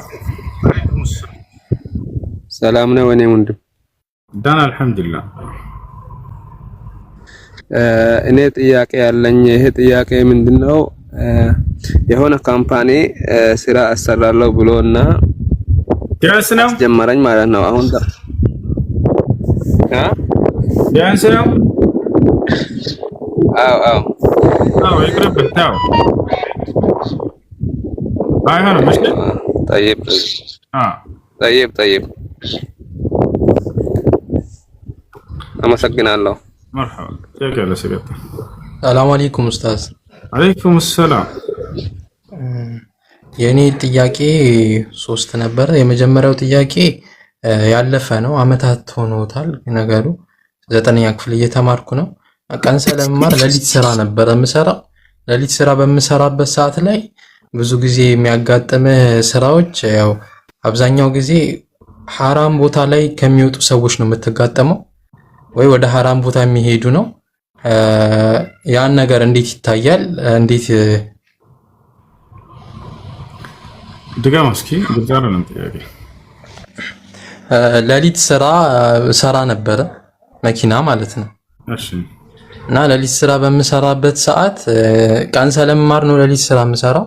ያን ስራ በምሰራበት ሰዓት አብዛኛው ጊዜ የሚጓጓዙ ሰዎች ወይ ሐራም ቦታ የሚሄዱ ናቸው ወይ ከሐራም ቦታ የሚወጡ ሰዎች ናቸው። ያን ነገር ደግሞ እንዴት ይታያል ነው ያን ሰው ወደ ሐራም የሚወጣ መሆኑን ካረጋገጥክና እርግጠኛ ከሆንክ በዚያ ነገር ላይ መተባበር አይቻልም። አላህ በቁርአን ላይ ሲናገር ወተዓወኑ ዐለል ቢሪ ወተቅዋ ወላ ተዓወኑ ዐለል ኢስሚ ወልዑድዋን ይላል። በመልካም ስራ ላይና አላህን በመፍራት ላይ ተባበሩ፣ በኃጢአት ላይና አላህን በመፍራት ላይ ተባበሩ። ለሐራም እንደሆነ ያ ሰው የወጣ ካወቅ የዛን ይህን ሰው መተባበር አይቻልም። ማለት የመጠጥ ቤት ባለቤትም ወይ ጋርድም ነገር ምናምን ቢሆንም መተባበር ይሄ አይቻልም፣ ተከለከለ ነው። ለምድራዊ ህይወቱ ከሆነ ሰውየው ለምሳሌ መጠጥ የሚሸጥ ሰው አለን በል፣ ወደ ቤቱ መሄድ ፈለገ። ይሄ ሰው ያገኘውና መንገድ ላይ ይሄ ሰውዬ ወደ ቤቱ መስመር ሐራም አይደለም፣ ግን መጠጥ ሊሸጥና መጠጥ ሊጠጥ ነው። እዚያ ነገር ላይ መተባበር አይቻልም። አይ እሺ። ሁለተኛው ጥያቄ ደግሞ አሁን ያለሁበት አካባቢ ያው ከመስጊድ የራቀ ነው እና አብዛኛው ጊዜ መስጊድ አንሄድም። በሳምንት አንዴ ጁማ ሰዓት ነው በመኪና የሚወስዱን እና ያለሁበት ቤቶች ደግሞ ባንግላዴሾች ናቸው። ብዙ ጊዜ አዛን በሚልበት ወቅት ሰዓት በቃ ሁሉም የየራሱን መስገጃ ይዞ ነው የሚሰግደው። ይሄ ነገርስ እንዴት ይታያል? ይስከራ ታዲያ አንተ መስገጃ ካለ እዛ ላይ ስገድ፣ ከሌላ መሬት ላይ ስገድ፣ ችግር የለውም። አይ ችግር የለውም ነው ተነጣጥሎ መስገዱ ችግር የለውም፣ ምንም ችግር የለውም የሚለው እንትን ተጠጋግታችሁ መስገድ ነው። ነገር ግን ያ ነገር አስቸጋሪ ሆኖ ከተገኘ ያን ያክል በጣም ብዙ ክፍተት እስካልሆነ ድረስ ጥቂት هذا لا يؤثر የተሰና ያደርግም ችግር የለውም። ከማፍታ ቢጋር ከሸخ ፈውዘ ያን ያክል የተጋነነ ርቀት እስካልሆነ ድረስ ችግር የለውም። በላጩ ግን ምንድነው አፍጠሉ ከተባለ ክፍተት ሳይኖር መስገድ ነው። ክፍተት ሳይኖር መስገድ ነው። እሺ ጀዛከላህ አላህ ይጠብቅህ ኡስታዝ። ወያኩም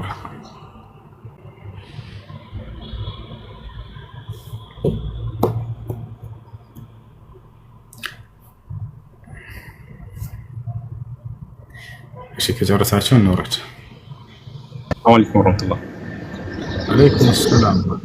እሱ እንዴት ነው? ደህና ነው አልሐምዱሊላህ። እንዴት ነው? ደህና ነህ? አልሐምዱሊላህ። አንድ ጥያቄ መጣው ዛሬ ነበር። ሚዲያ ላይ ቲክታክ ላይ የሚወጡ ሴቶች አሉ። ብዙ ጊዜ ያው ለትምህርት የሚሆን ከትምህርት ሌላ በሆነም ጉዳይ ቲክታክ ላይ ላይቭ የሚወጡ ሴቶች እንደ ሸሪዓ እንዴት ነው ሁክሙ? ይፈቀዳል ወይስ አይፈቀድም?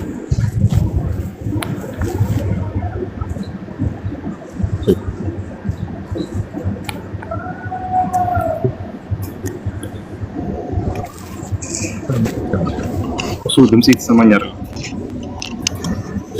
ምን ታር የሆነ ነገር ብትገልጽ አለ መሰለኝ። እሺ ድምጽ አለሽ። ሴቶች ሚዲያ ላይ ፊታቸውን ገልጠው ምን ታደርጋለች?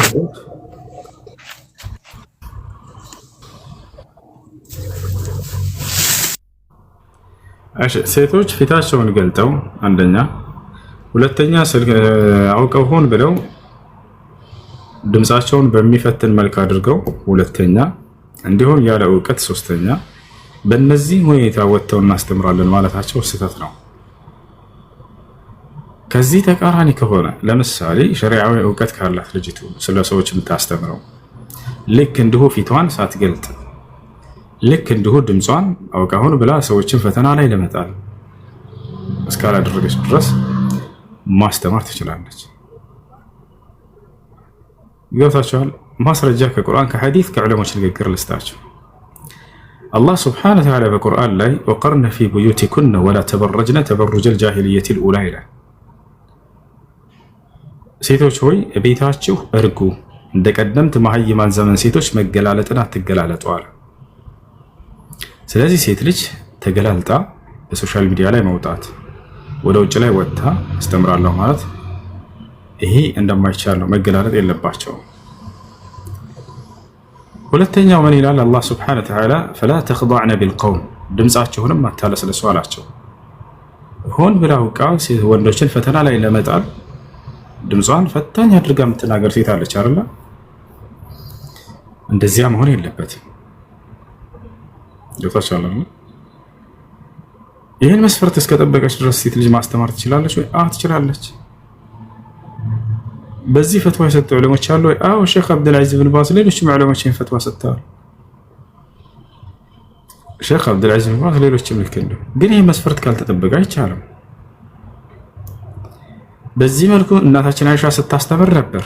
ከእናታችን አይሻ የተዘገቡ ሐዲሶች ስንት ናቸው? ከ2000 ምናምን በላይ ሐዲሶች ይሆናሉ።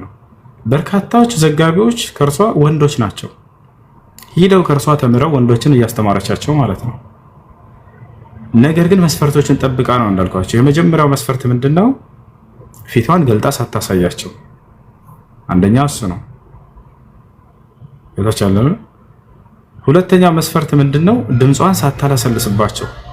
እናታችን አይሻ ድምጿን እንዳይፈትናቸው ብላ በመጠንቀቅ አንዳንዴ ምላሷን ሁሉ ትይዘው ነበር ይባላል። ታብታባ ነች ወይ ተብሎ እስኪታሰብ ድረስ ሰዎችን ፈተና ላይ ለመጣል ይታቻለና።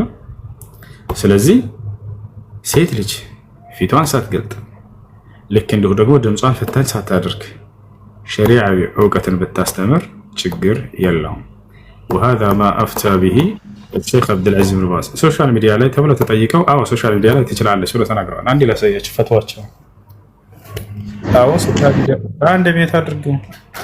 እሺ አዎ ሶሻል ሚዲያ ላይ ወጣ ሴት ልጅ ማስተማር ትችላለች እስከ ተሸፈነች ድረስ ብለው ሼክ ኢብኑ ባዝ ፈትዋ ሰጥተዋል። ያቻላል ይህ ነው። አንድ ላሳያችሁ።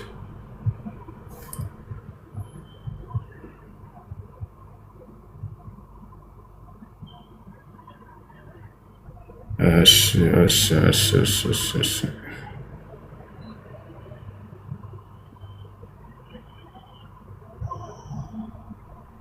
وقرن في بيوتكن ولا تبرجن تبرج الجاهلية الأولى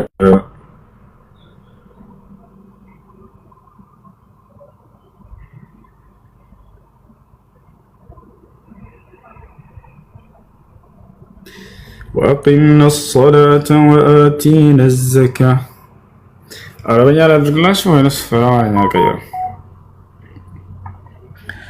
በቴሌቪዥን ላይ ሴት ልጅ ወጣ ማስተማሯን በተመለከተ የሼክ አብዱልዓዚዝ ብን ባዝ ፈትዋ حكم ظهور النساء على التلفاز ሴቶች በቴሌቪዥን ላይ ወጥተው ማስተማራቸው በየኑ ከኢስላም አንፃር يسأل أخونا ويقول ወንድማችን ይጠይቃል እንዲህም ይላል التلفزيون وسيلة إعلامية ترفيهية تظهر من خلاله صور النساء والرجال والحيوانات وغير ذلك. ماذا تقولون عن هذه الصور المتحركة ظهور النساء في التلفزيون يا ناس بزيهن العادي أو بحجابهن الإسلامي بأصواتهن المثيرة. ابن باز بنالو ظهور النساء في التلفاز متبرجات سيتوج بتلفزيون تقلالت أو موضعاتشو أو سافرات لا يجوز هي يفكر. أما ظهورهن متحجبات ነገር ግን የተሐጀቡ የተሸፈኑ ሆነው መውጣታቸው በቴሌቪዥን መስተውራት የተሰተሩ የተሸፈኑ ሆነው አልበደን ሰውነቷን የሸፈነች ሆና ከሆነ ወልወጅህ ፊቷን ሸፍና في خطبة أو في كلام أو في توجيه وإرشاد أو إخبار عن شيء فلا يضرها يقدام ችግር የለውም። ስለዚህ በቴሌቪዥን ወጣ ሴት ልጅ አታስተምርም ሳይሆን በቴሌቪዥን ወጣ ተገላልጣ አታስተምርም ነው። ነገር ግን ተሸፍና እስከሆነ ድረስ ችግር የለውም አሉ ሼክ አብዱልዓዚዝ ብን ባዝ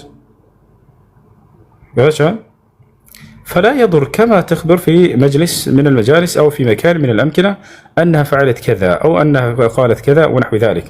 أما ظهورهن متبرجة تقلالت أو قل موتاتها سافر فهذا لا يجوز هي يفكر لا في التلفاز ولا في غيره بالنسبة إلى الأجانب. بتلفزيون هنا بليلا وأيشار ما يفكر حتى ولو في بيتها ولو في مجلسها لا يجوز لها ذلك. ففي التلفاز أشر لأنها تظهر لمن لا يحصى من الناس، فهو منكر عظيم ولا يجوز فعله. وإذا كانت متبرجة متحسنة متجملة صار أشد في الإثم وأقبح وأشد في الفتنة، وهكذا الرجل. الناهي مثلا فالواجب على الرجال والنساء البعد عن أسباب الفتنة وأن يكون خروجهن في التلفاز على وجه لا يضر الناس. سيتوج بتلفزيون موضاتቸው ሰዎችን በማይጎዳ መልኩ መሆን አለበት። ያ ማለት ተሸፋፍነው እንጂ ተገላልጠው እንዳይወጡ ነው። ولا تحصل فيه فتنة لا من جهة المرأة ولا من جهة الرجل. نسأل الله الجميع الهداية. ይሄ ነው እና ሴት ልጅ ፊቷን እስከሸፈነች ድረስ ቢያስተምሩ ችግር የለውም። ይሄን ይመስላል። እሱ በሱ መልኩ አልነበረም ልጠይቅ ይሄ ነበረው። በእርግጥ ያው የኛውም ትምህርት ጠቃሚ ስለሆነ ነው ያው ያደመጥኩ። እኔ ይሄ ነበረው ለትምህርት ሳይሆን ኖርማል እንደዚህ ለጨዋታ በሚባል መንገድ የሚወጡ ሴቶች አሉ ሚዲያ ላይ። በእርግጥ ያው የራሴ ህይወት ጋር የተገናኘ ነው። እንደዚህ ላገባት ያሰብኳት ቤተሰብ ታውቀው እንደዚህ የደረስኳትን ልጅ በዚህ ምክንያት ተጣላሁ እሷ ጋር ማለት ነውና እዛ ሚዲያ ላይ ወንዶችም አብረው ይወጣሉ ላይቭ ላይ እዛ ስታወራ አገኛታለሁ። ይህን ነገር ደጋግሜ ላስጠነቅቃት ሞከርኩኝ፣ ግን ያው ለትዳር ያሰብኳት ልጅ በዚህ መንገድ ተጣላሁ። ሁኔታው የትምህርት አይነት ሳይሆን ኖርማል እንደዚህ ለጨዋታ በሚባል መልክ የሚወጣ ላይቭ ላይ መውጣትን ነው የጠየቅኩ። ሴት ልጅ ለጨዋታ ለምናምን ብላ እንደዚህ በሶሻል ሚዲያ ላይ ራሷን ገላልጣ መውጣት ይሄ አይቻልም፣ አይፈቀድም።